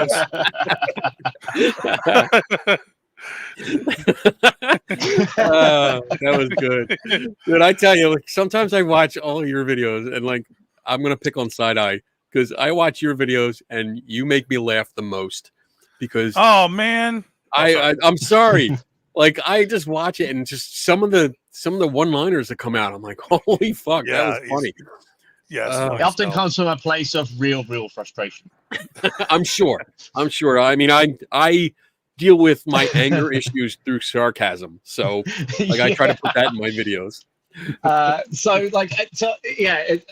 to answer the question, for me, it obviously depends. I do very different. One video will be very different to the next for me. So I've got a few that I'm working on at the moment that are, it takes quite a while. So the last one I did, for instance, with the fam, that took a bit of a while because there was a lot of digging, there was a lot of research, there was a lot of filing through a bunch of stuff. I got a tip off for the police report, and then I had to find a bunch of other, online, of course, here in Australia. Right. Familiarizing myself, because before doing this channel, I never looked through bloody court records or anything like that before. So you're just trying to understand how to do all those things. That takes a bit of time. But then there's others that I'm slowly starting to get better at realizing when there's fuckery with the editing, and that when you can spot that, that's instant. You know what I mean? That's a nice instant. So the next video I'm working on, I won't give away too much, but it's I've already kind of found some. Well, I think anyway, I'm actually going to send this maybe to whoever wants to listen to it to make sure that I've actually got this right. But because I always want to hear a second opinion when I get these things, so I don't make a dick of myself if I put it out there and someone goes, right, no, that's you're wrong. But it does get easier when it's like editing flaws, when it's like there's a cut that shouldn't be, a suspicious cut, or sometimes you watch a video and straight away it just sort of hits you like that's nonsense. But then when it's something like the Mind Seed one, where I had to call up Airbnb owners and do a bunch of research, but nothing's taken us quite as long as 9 months for me, thankfully. But it's not quite as grueling as probably what Kenny has to do. But some debunks take longer than others. And that's good. I mean, you're putting the time into it, and it's quality work because you're taking the time, you're doing the research, you're calling. I watched that last one with the fam, right? Fam. Yeah. And that was great. I mean, when you pulled out the police report, I was like, oh, damn. Oh, he got this bitch. This is interesting. Well, that's going to get, I'll say this now. This is going to get a bit better because he did respond to me, and he then deleted the comments almost straight away. But I have it. I got a screenshot of it. So whenever I get round to doing the video where Omar and the fam were at the Monroe House, which Joe and Dawn and I have been talking about already, I'm going to include his response, the screenshot of his response, and I'm going to respond to that because bloody hell, the guys, I can't understand why he deleted it. Let's put it that way. Okay. I want to say about Saturday Guy's videos too. Saturday Guy, when he started, bring a whole different. First, he was just a reaction comedy channel, but then he started doing these debunking the actual location and contacting the owners, and we were like, was like a Dateline NBC type of debunk. It was like, wow, this is fucking amazing. Yeah. So it brings a whole new element to it. Yeah, it's awesome. That's what you got to do. I mean, it really takes contact the owners, contact the locations, contact the local police departments. Every time I deal with a psychic that claims that they helped with a certain police department, that's my first call right to the police department. Like, I want to talk to the detective in charge of this case and find out information firsthand. And I think that's the best thing that we can do, because you're getting it original source, primary sources. That's always what you want to go to. So the more primary sources, the stronger your argument. 100%. Yeah. And then sometimes it can go well for you, and other times it doesn't. What I'm finding now is, like, I think I got very lucky with that very first Mindseed Airbnb, because she's a very religious lady and she just got quite offended by it. But myself, in other debunks for this same thing, where you're trying to contact Airbnb owners, on a very low scale, it kind of didn't work out for me. But Beardo was outright stung by it, and Whacker was really stung by it, because what these Airbnb owners thought how it seems is like a bit of a pattern anyway, that they'll side. They either get scared away by a big YouTuber, and I can understand that, because, you know, YouTubers, especially arsehole YouTubers, have been known to go after and target businesses. That's not like, yeah, that does happen. Or what was the other thing I was going to say? Or their attitude is, I could maybe collaborate with this YouTuber in some way. And I think that is what is eventually going to happen with Josh. I think he's going back to the property that he had a word with the property in Salem that Wacky Paranormal contacted. And I think that Airbnb owner contacted Josh, exploring with Josh directly. And, you know, but, you know, that's the thing. Wacky had like a little over 1,000 subscribers. Josh had nearly 4.5 million. Who is if the property owner's like, hey, I can actually make some money on this, or I can now promote my place a little better. Let's talk and then so it can get a little bit tricky, in particular with Airbnb owners, and, you know, this is what it is. All right, we got 15 minutes. Let's try to blow through some of these questions here.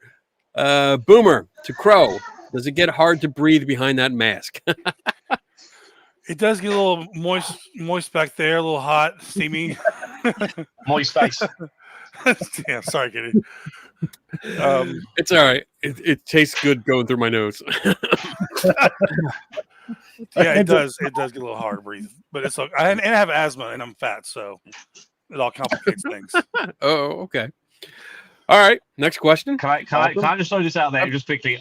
Sky and Stormy, you got to put it in a question form. That's what I'm going to say. Carry on. You got to put it in question form. You got to put a Q in front of the question. Yeah, they got to put a Q there. Yep. All right. Night Gallant, when you do some of these debunks, do people who watch or believe the videos ever comment? I wonder if it reaches them. Oh, that's for you. Yeah, all the time. Oh, yeah. All the time. Yeah. All the time. Yeah. Yeah, I mean, I'm not going to go on about that, because I'll be here forever if I explain why this happened to me, but yeah, it happens. Right. Yeah, we get shit. Yeah. I often, depending on who it is, and again, like I don't do a regular YouTube channel. Like, I do the live every week, and that goes to my personal YouTube channel, but then the videos I produce are for the Center for Inquiry, so it goes on their website. But every time I do a video for them, which is focused on someone in particular or a location, I often tag them and let them see it, because I don't want to hide it, and I want to show them, like, this is what I said about you. And if I'm wrong, you know, because I do try to contact everyone before I put the videos up or let them know. But I know that's not like regular, but I do try to do that. And that's cool that you do that, because we'll say the fun part. Well, not the fun part. The stressful part for me, anyway, is when you do somebody new that you haven't done before. All you can do is just upload it, and it's like, okay, and now we wait, because you never know how they're gonna come back at you, and it's like that's a little stressful. Yeah, it's always you're a hater, you're jealous, you're Right. toxic, or something like that. And now I'm I'm sued. call your boss. Yeah, I had a lady say that I did a video on Twin, and this lady's like, I wonder how your boss is gonna feel when I tell him about the video he did. I'm like, I work for myself. I'm the boss. Let's talk. She took that comment down. I swear to God, I showed it to Crow.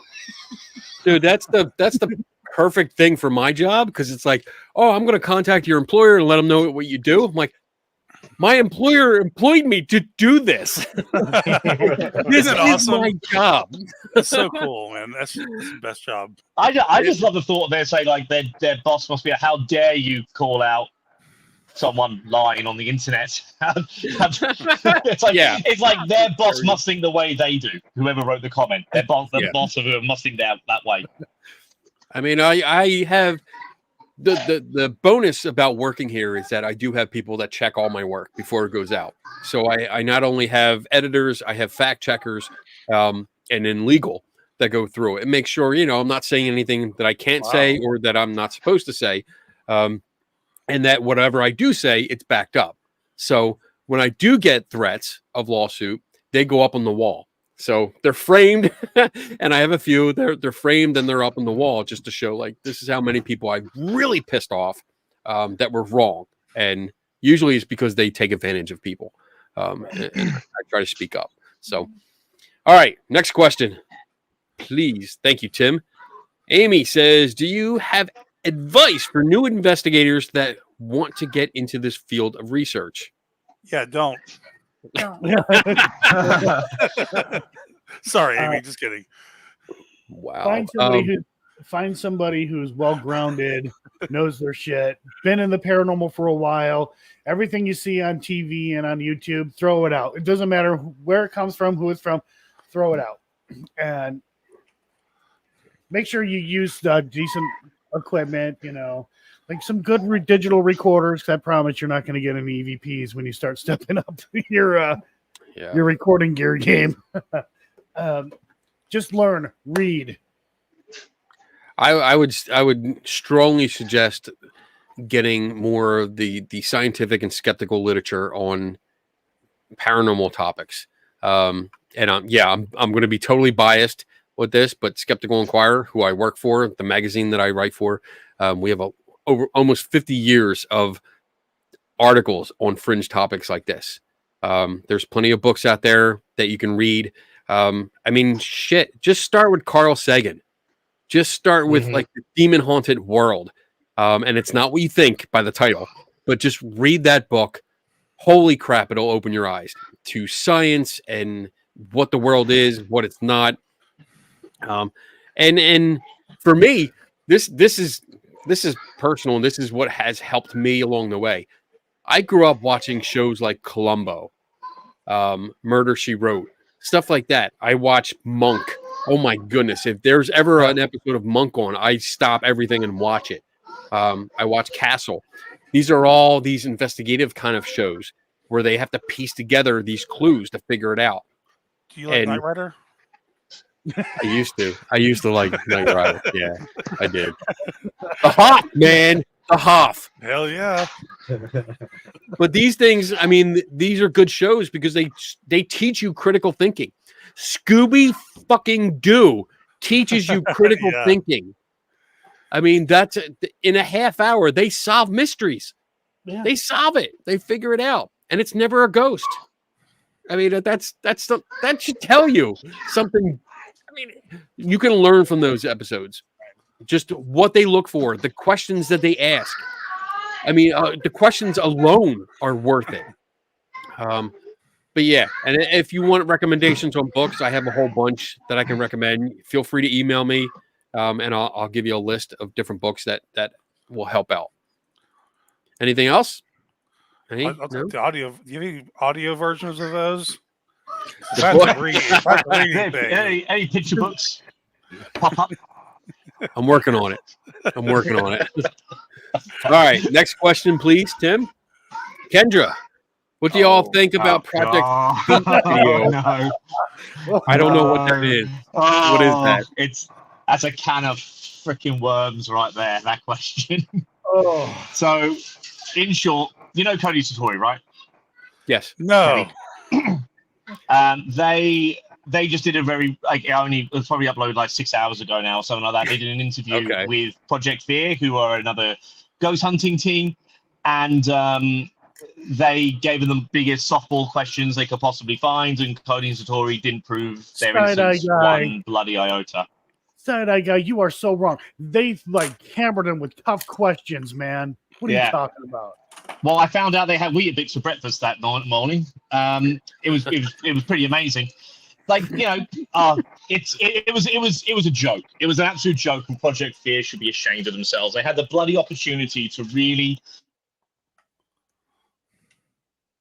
go at them because they should feel duped to themselves. Right. Hey? Yeah. Yeah. You kind of paused there for a second.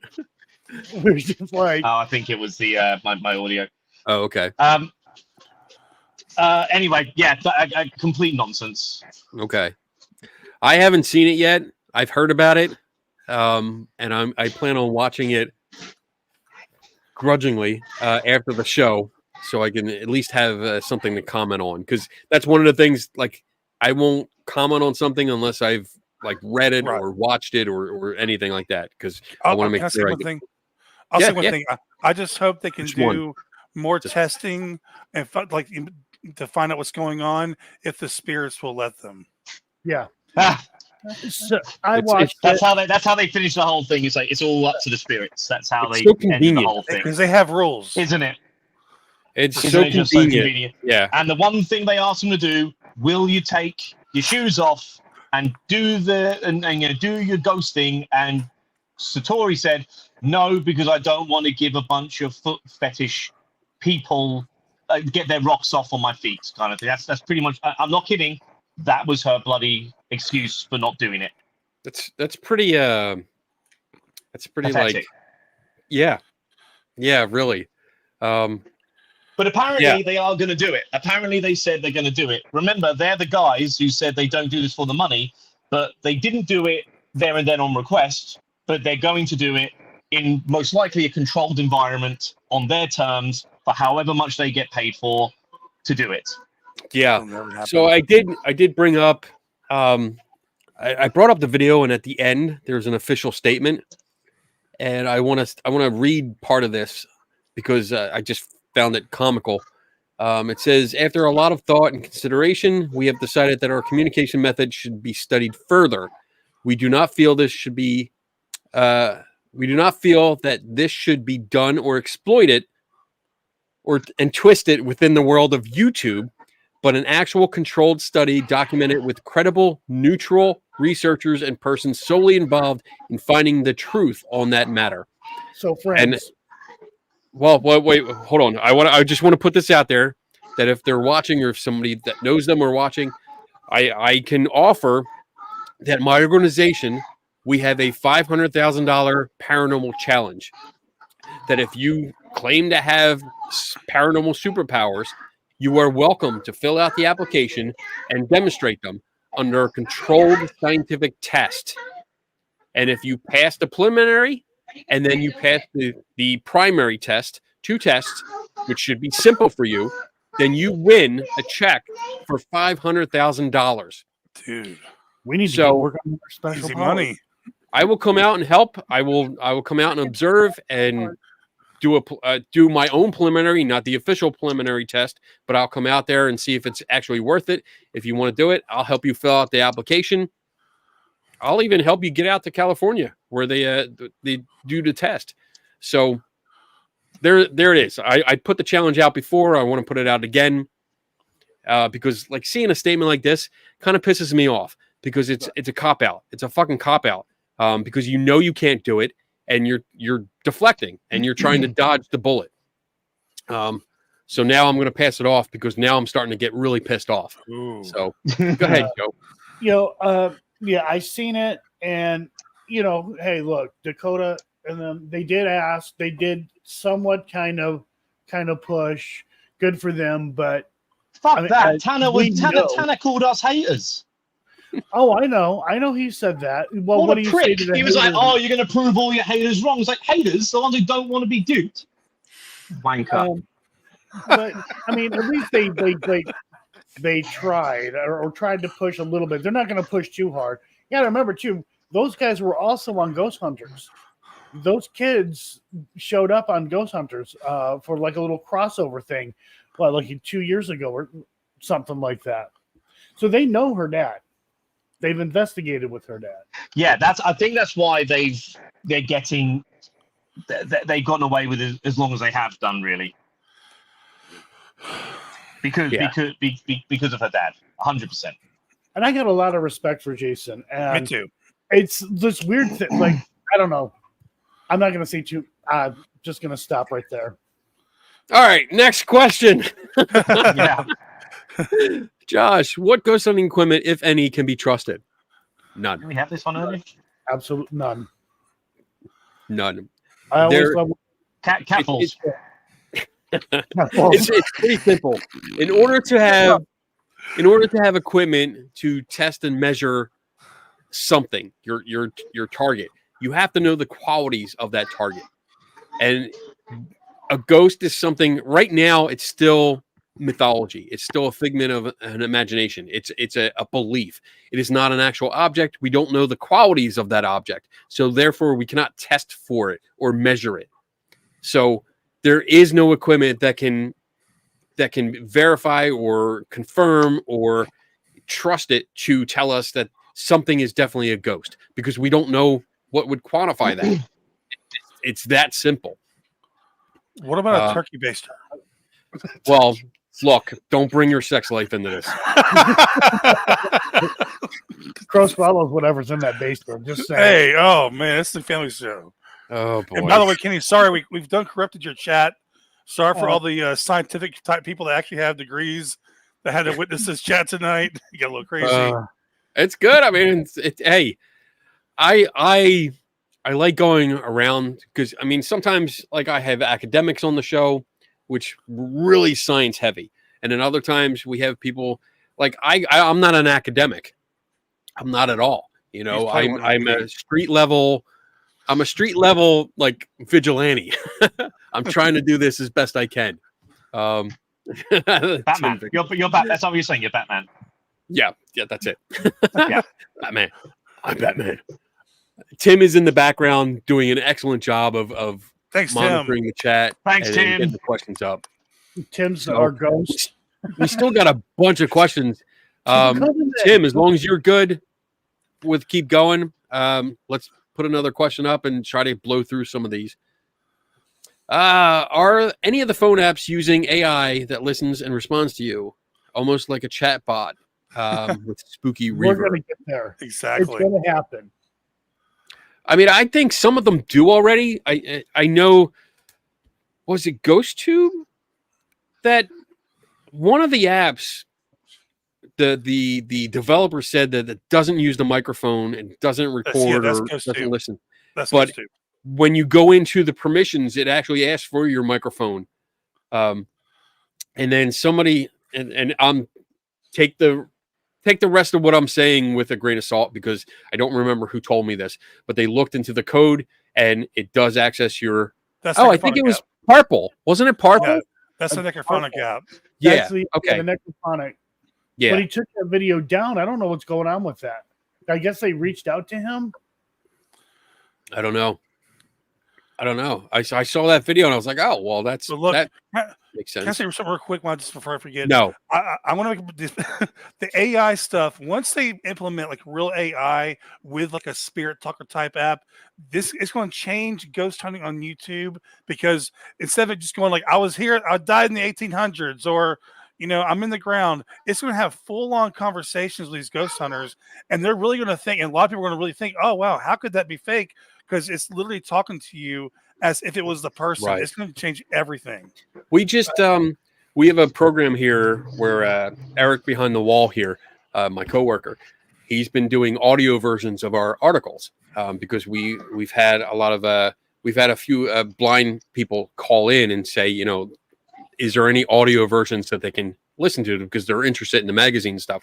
I have a question about that. What? You had blind audience call in to request. Just think about that. Well, they knew about the magazine, but they can't read it. But how did they see the phone number? Braille, dumbass. Where the fuck have you been? Anyway, so Eric's been I would working assume on. it'd just be a voice command thing. I'm saying like I'm one of these. They could, yeah. So Eric's been working on that, and today we were exploring. He actually found an AI generator with over 100 different professional voices, and you just type in the article. You can copy and paste the article in, and within seconds, it reads it. And he called me in. He's like, "Hey, I want you to listen to this." And I came in and listened to it. I'm like, "This sounds good. Like it sounds like a guy with an accent. It sounds like side-eye guy." But it was interesting, and I was like, "All right, Stupid." The way it was speaking, it was drawn in. It had all the inflections. It had emotion in it, and it was telling this story. And I was like, "This is really good." He's like, "Yeah, it's AI. It's generated. It's not someone talking." I was like, "Damn, like that. That's scary good. Like really scary good." So I can't. What Crow says, because what Crow said was like completely correct. Like eventually that's going to happen, and because that's the big thing at the moment with all of this. Whether it be the app, whether it be the Estes, whatever it might be, Spirit Box. If you just sort of say, we want consistent results from the questions you ask there and then, and that's what it's not going to happen. Even if what the theories of ghosts is true, I don't think it would ever happen because the idea is supposed to be that they need enough energy to muster to be able to do those communications and etc. etc. But when you do get the fake channels are going to jump on this as soon as it becomes easily available. Right. It's going to be a game changer. It's going to be like a new job for debunkers to sort of show when this is happening. And I think it would be the kind of thing that will be massive when it first kicks off, and then will soon kind of die away because people will be able to see through it quite quickly if it's too perfect. Right. With NVIDIA, there's other companies who are just doing the same, but NVIDIA showed off technology where you can actually talk while you're playing a game, like having a conversation with an NPC in a video game, and like just having a full blown on like conversation, which is something that they want to implement in next generation of gaming consoles. And that's going to be like, it's going to happen soon with apps. Yeah.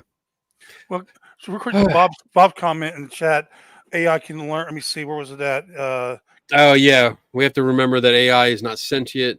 It is limited to what is fed into it.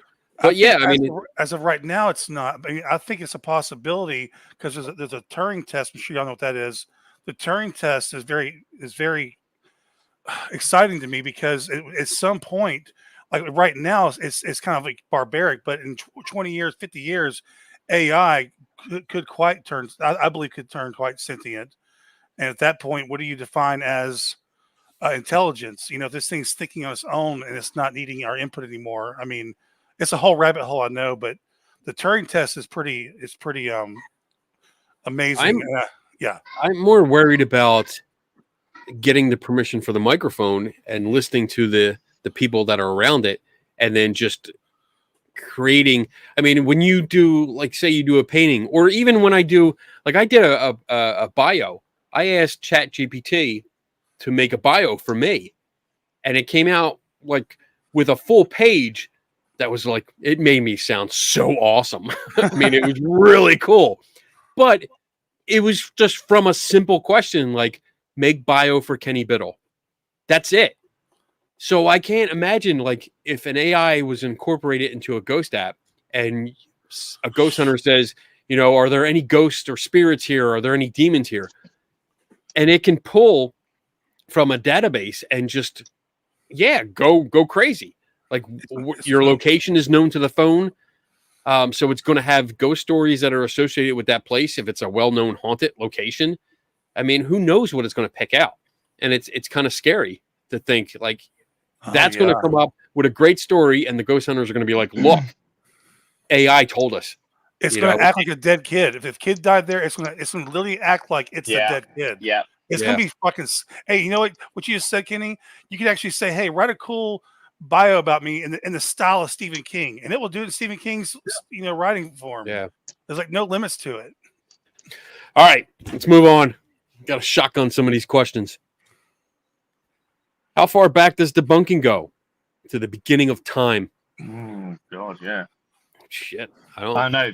I always go back. I always think of like Harry Houdini as like one of like the real big early ones, like as far as like the famous ones go. But I don't know. Yeah, like I'm sure they were always around. Yeah, I mean, in debunking, when you say debunk, the definition is to take the falseness out of a claim. So that's what it means. So anytime somebody says something about like, oh, makes a big grand claim, and somebody else comes along and goes, well, that's not correct.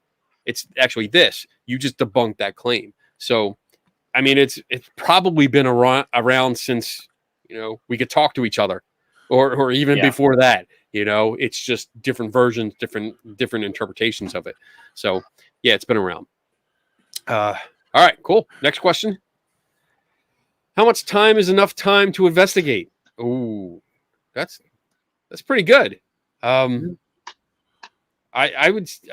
depends on what you're investigating, what the claims are, how many claims there are, the quality of the claims, the details of the claims itself.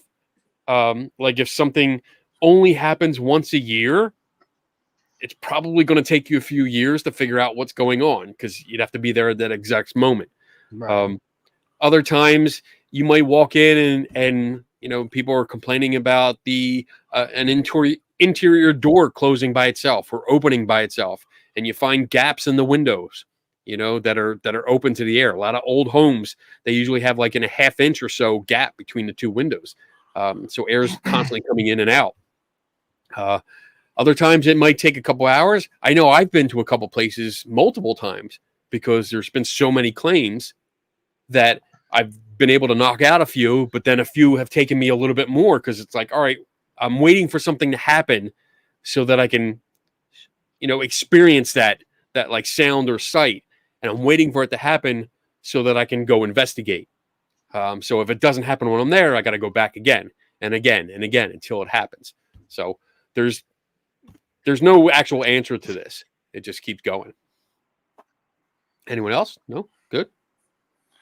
All right, next question. Pass. Awesome. Hard pass. What's the definition of paranormal supernatural? They're separate aspects, aren't they? Ooh, that's a good one. Are they?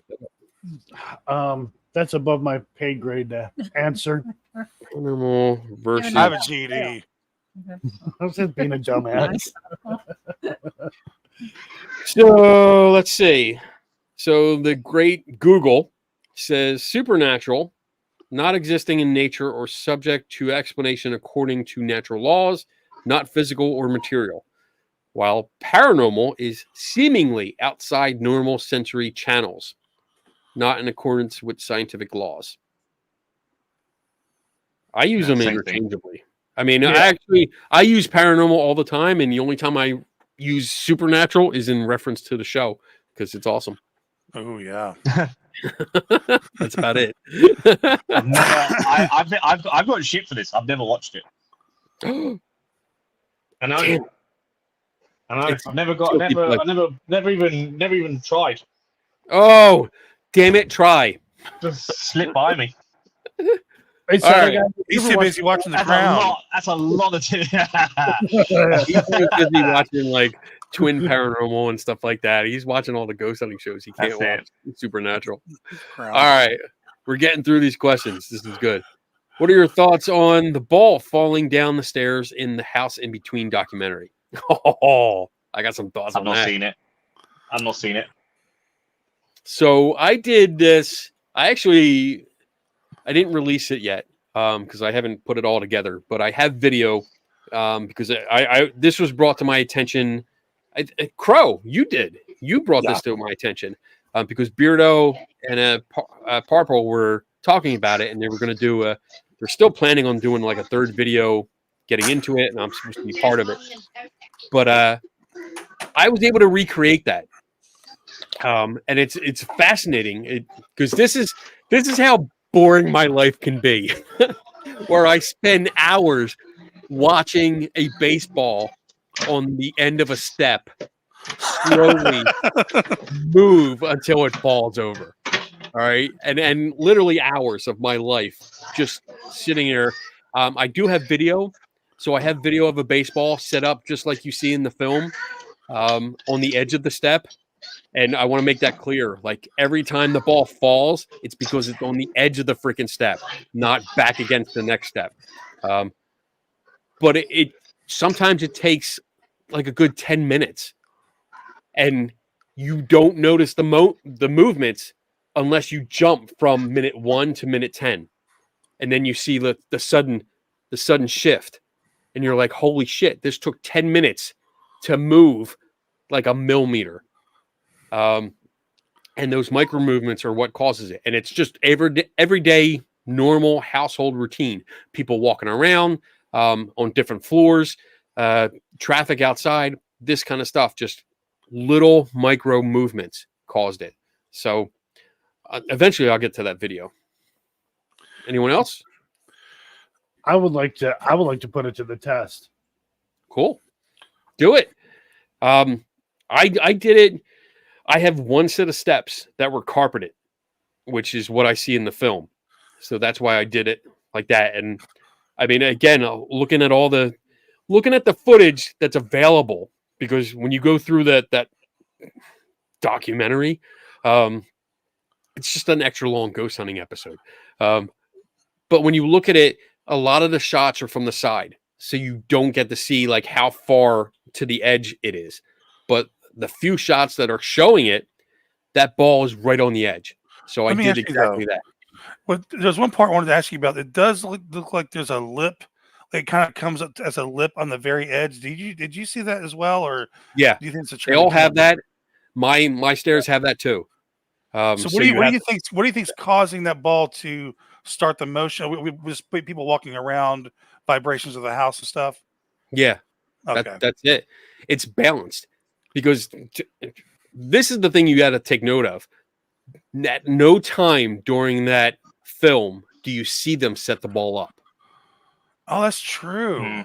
At no time is that set up. It's already set up for you, and you just watch the fall. So what if it's a weighted ball? What if it's a ball it's got more weight on one side? Okay, it doesn't have to be. It would help it though, wouldn't it? If it was set in one side. If it's a free-floating internal weight, then no, it wouldn't. Right. It would actually help keep it in place. But no, if it was stuck on one side, if you actually weighted it on one side, then it would go. But like the fibers in the carpet can fatigue over time, and you just get it set up where it's just there, because you'll feel it, it'll want to go, and you finally find that sweet spot where it stays, and you let go of it. And I had set my camera up right on the step next to it, and then walked away. And then I came back maybe 10, 15 minutes later when I heard it fall down. And I was like, oh, well, there it is. You know, sometimes it took an hour and it would still fall, but it still took an hour to fall. So very interesting, at least from a scientific point of view. Like I was just, anyone else might be bored out of their freaking mind. I don't think that they were faking it. It was definitely interesting to see that happen, and I wondered, what could these other explanations be? Because like Crow was saying, the stairs, they had that, like lip to it, an upward lip, but if it starts moving in motion, you got momentum, then of course it can get enough momentum to go over that and then down the stairs. So definitely I want to try that out for myself, but I don't have any carpets on our stairs. So, and that like I said, I only have one set of stairs that are like that, and that's why I was like, oh, cool, I can do it, But I mean, it really comes down to how did they set it up. I would have liked to seen that, and to go on your point there, like these things are set up to fail. Actually, not to fail, to give them a result. So this is something like it's anomaly hunting, really. They set it up so that it will. I mean, if you want to see a baseball move on its own by a ghost, you don't put it on the edge. Set it back. Set it up so it's against the back of the next step. And hey, if it rolls from there, then I'm impressed. Yeah. Now there's something to look at. But if you intentionally set it up on the edge of that step, you are setting it up to do what you want it to do. And that's not being honest. That's not being honest. Did they set it up on the edge of the stairs? Because I don't remember them setting it. I don't remember the placement. Okay. Yeah. Every ball that drops that you see, when you can see where it is, it's on the edge of the steps. All right. Because I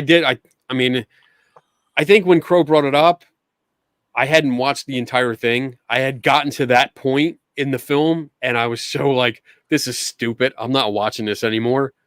But after our discussion, I went back and watched it that night. Then I watched it again the next day, and I took notes. I have because I'm ready. I'm ready. As soon as Beardo and Parpo want to do the show, I'm ready. I have all my notes. But I took so many and looked at it. I took screen captures of everything. But it's just it's set up to make it happen, which is just, to me, dishonest investigation. I call it pre-cocked. Like it's like cocked, ready to go. Yeah, like it's ready to go. Yeah. All right. Let's see what else we got. Mike, for you guys, your jobs or leisure times revolve around the paranormal, but what are your thoughts on, let's say, supernatural or UFOs or anything else you may believe in specifically?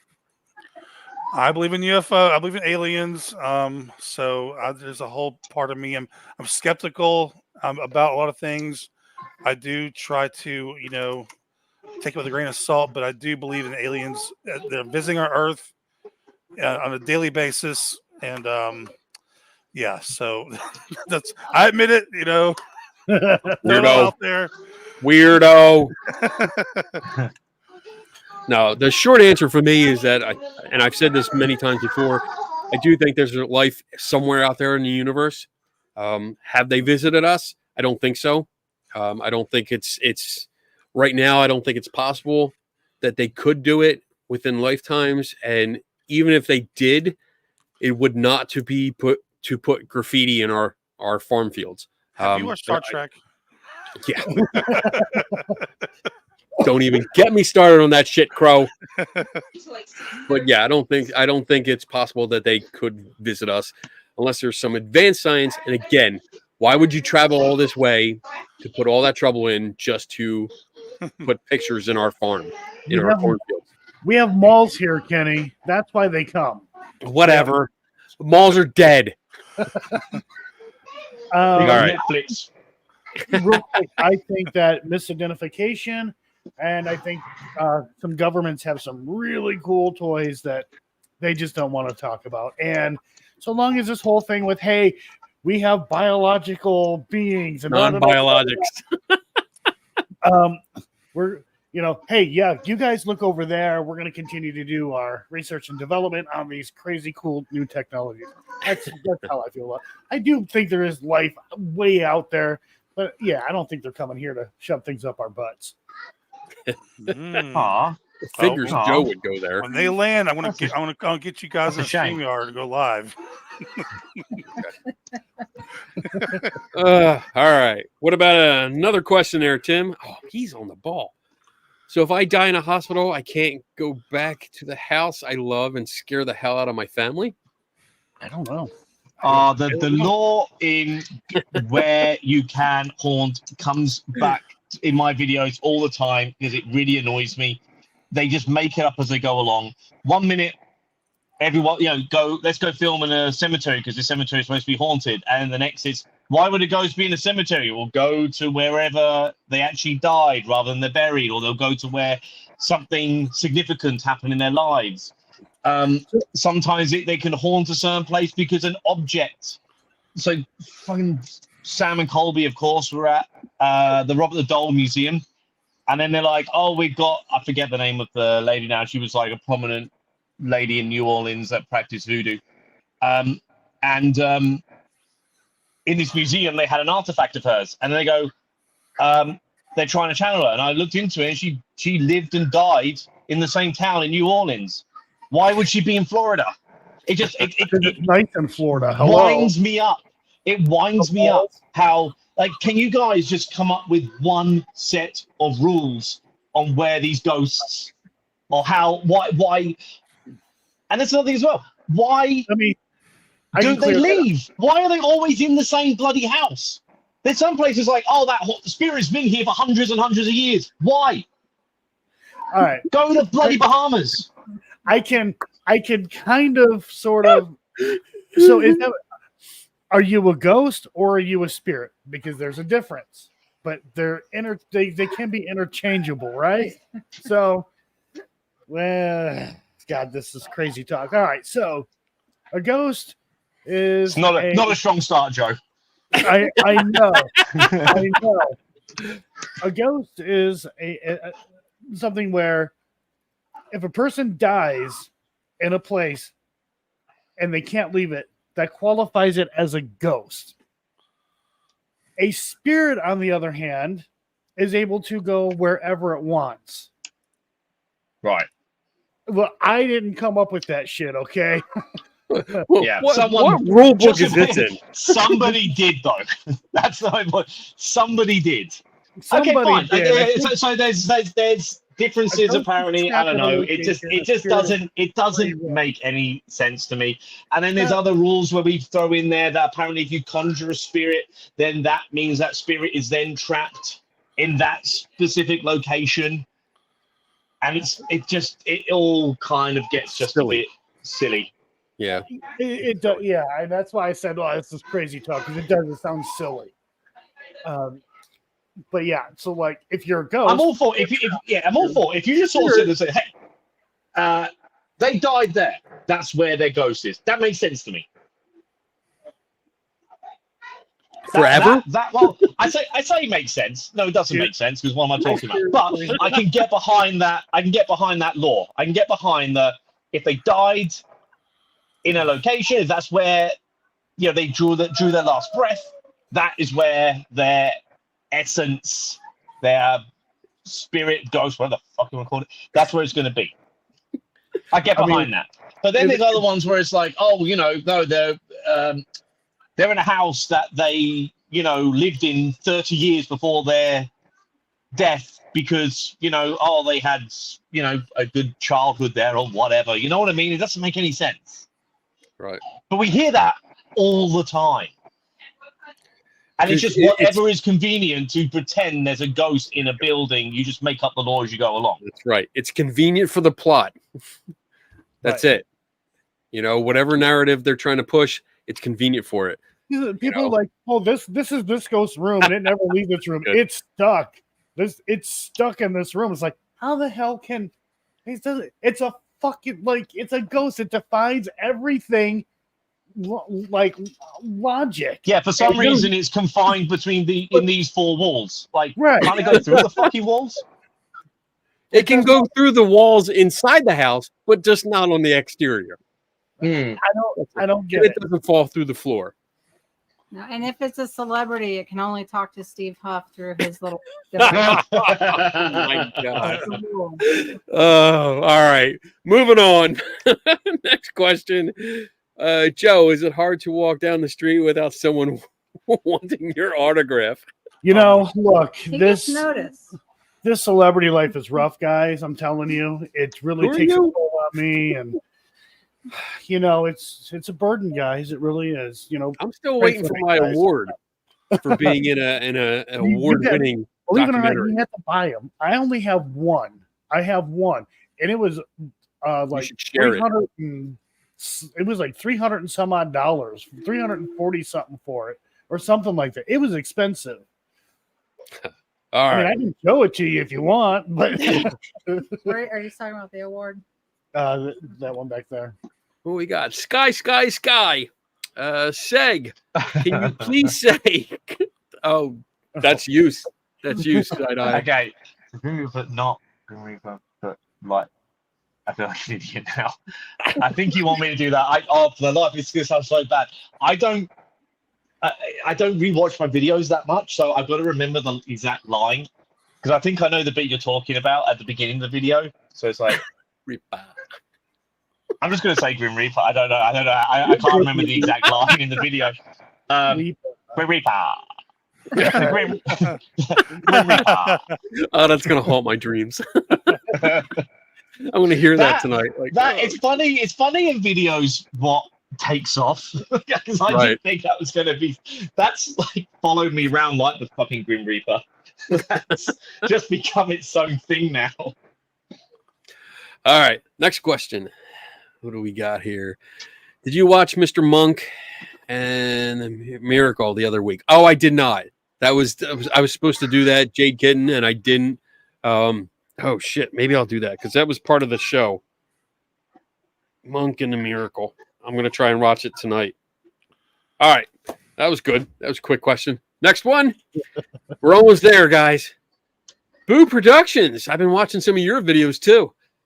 Have any of you been wrong in a debunk and had to admit it? Oh, hell yeah. God, yeah. Yeah. And you know what? Like, I feel... Go ahead. No, I was going to... You go. All right. So I just want to say, like, yeah, I feel bad when I do it and not because of the embarrassment. Like, if I'm wrong, I know I'm wrong. I admit it. I own up to it because that's what you're supposed to do. And I've grown accustomed to it because I know I'm going to be wrong sometimes. I feel bad when I get it wrong and it dumps on somebody else. So I do try to make it right, and I'll try to put out like another video or edit the one that I already have and re-upload it just to make it right. Because I don't want to. It's one thing to be wrong, but it's another thing when you're wrong and it hurts someone because you were wrong. So there you go. Sadai? I mean, like the very first video I ever did, I got something very wrong. And the latest video I did, I got something wrong. So the very first one, just quickly, it was the one where Seth Borden and Exploring with Josh go to the Washroom Club, and Seth Borden openly says the Spirit Talker app was created by Twin Paranormal, and I ran with that. Because I was green to debunking. I didn't really understand the world of paranormal like I do now. And I was saying that loads. And then there was a guy, I think he actually stopped making videos now. I think me and Beardo and Joe scared him away. Called, he had the channel name Haunted Nation. And he called me out on it. And he was like, yeah, you said that. You said that. And I was like, yeah, I said it. I got it wrong. That's all I had to do. Just say I got it wrong. I got fed bad information. I didn't fact check it. That's 100% my bad. You know. And then the latest one, I think I said the whole arrest with the fam was at Orange County. I didn't know that. I thought Orange County was only in. Apparently, there's a whole bunch of Orange counties in America. But I don't know why. I just wrongfully assumed it was the one in California, and there's not. There's a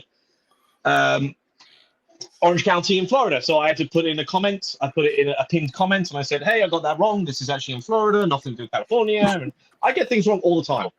I meant to ask. Like Kenny said, you try and make amends as best you can. Right. Yeah, I meant to ask you about that because I'm like, wait a minute. I thought that happened in Florida, not California. Yeah, no, it did happen. It definitely happened in Florida.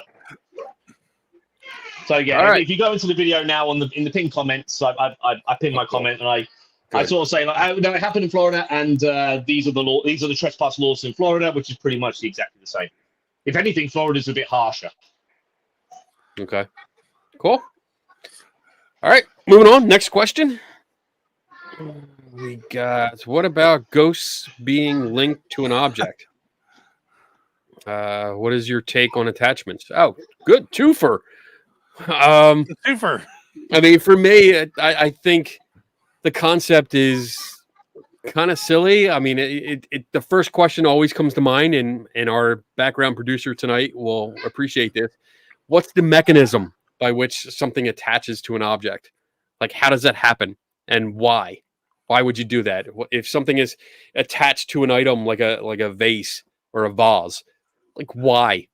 that's got to be the most boring existence ever to be trapped in something like that, or even a doll. Like, and I talked about this with Jason Hollis when we did our interview. Like, why would you possess a doll? Like, what's the point?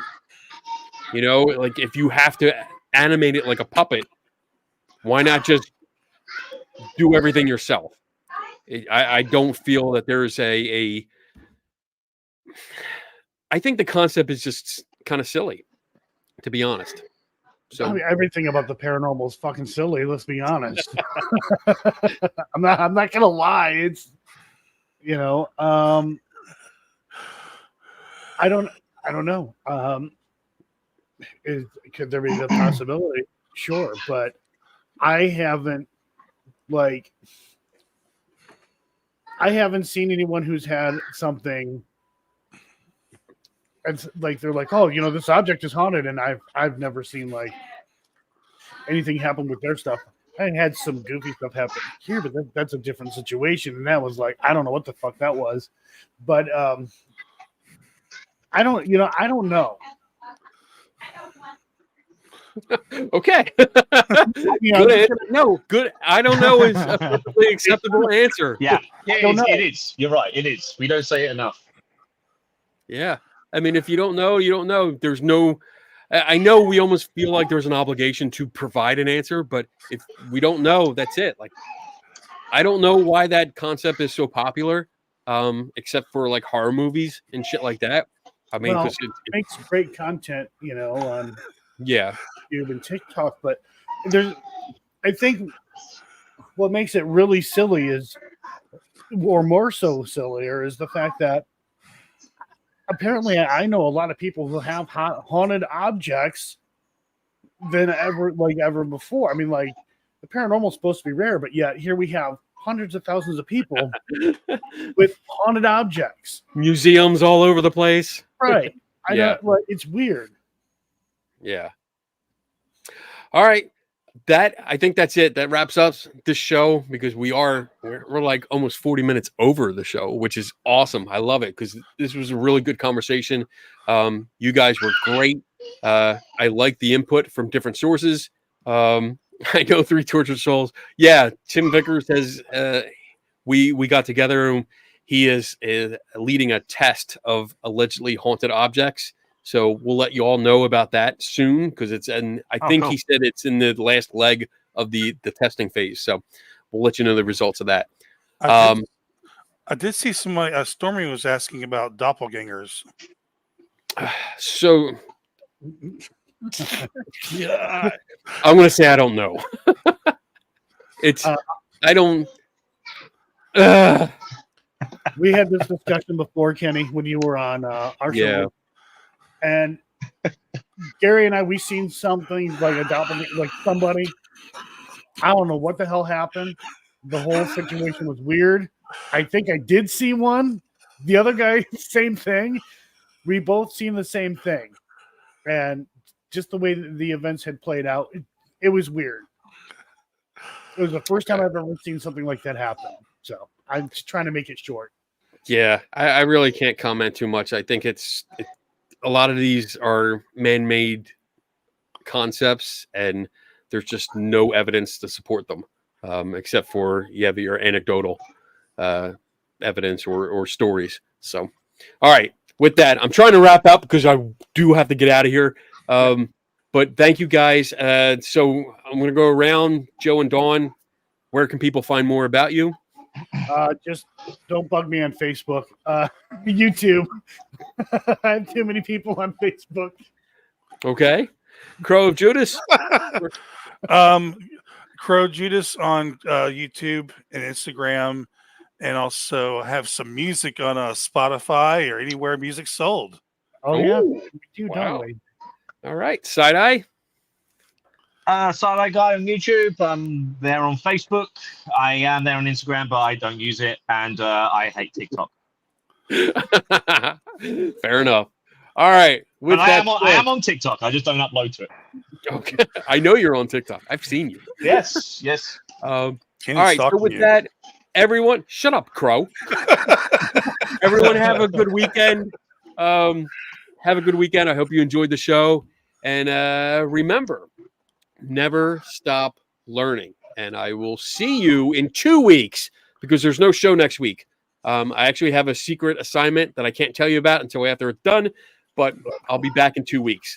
So see you in shut up, Crow. Later. Bye, everyone.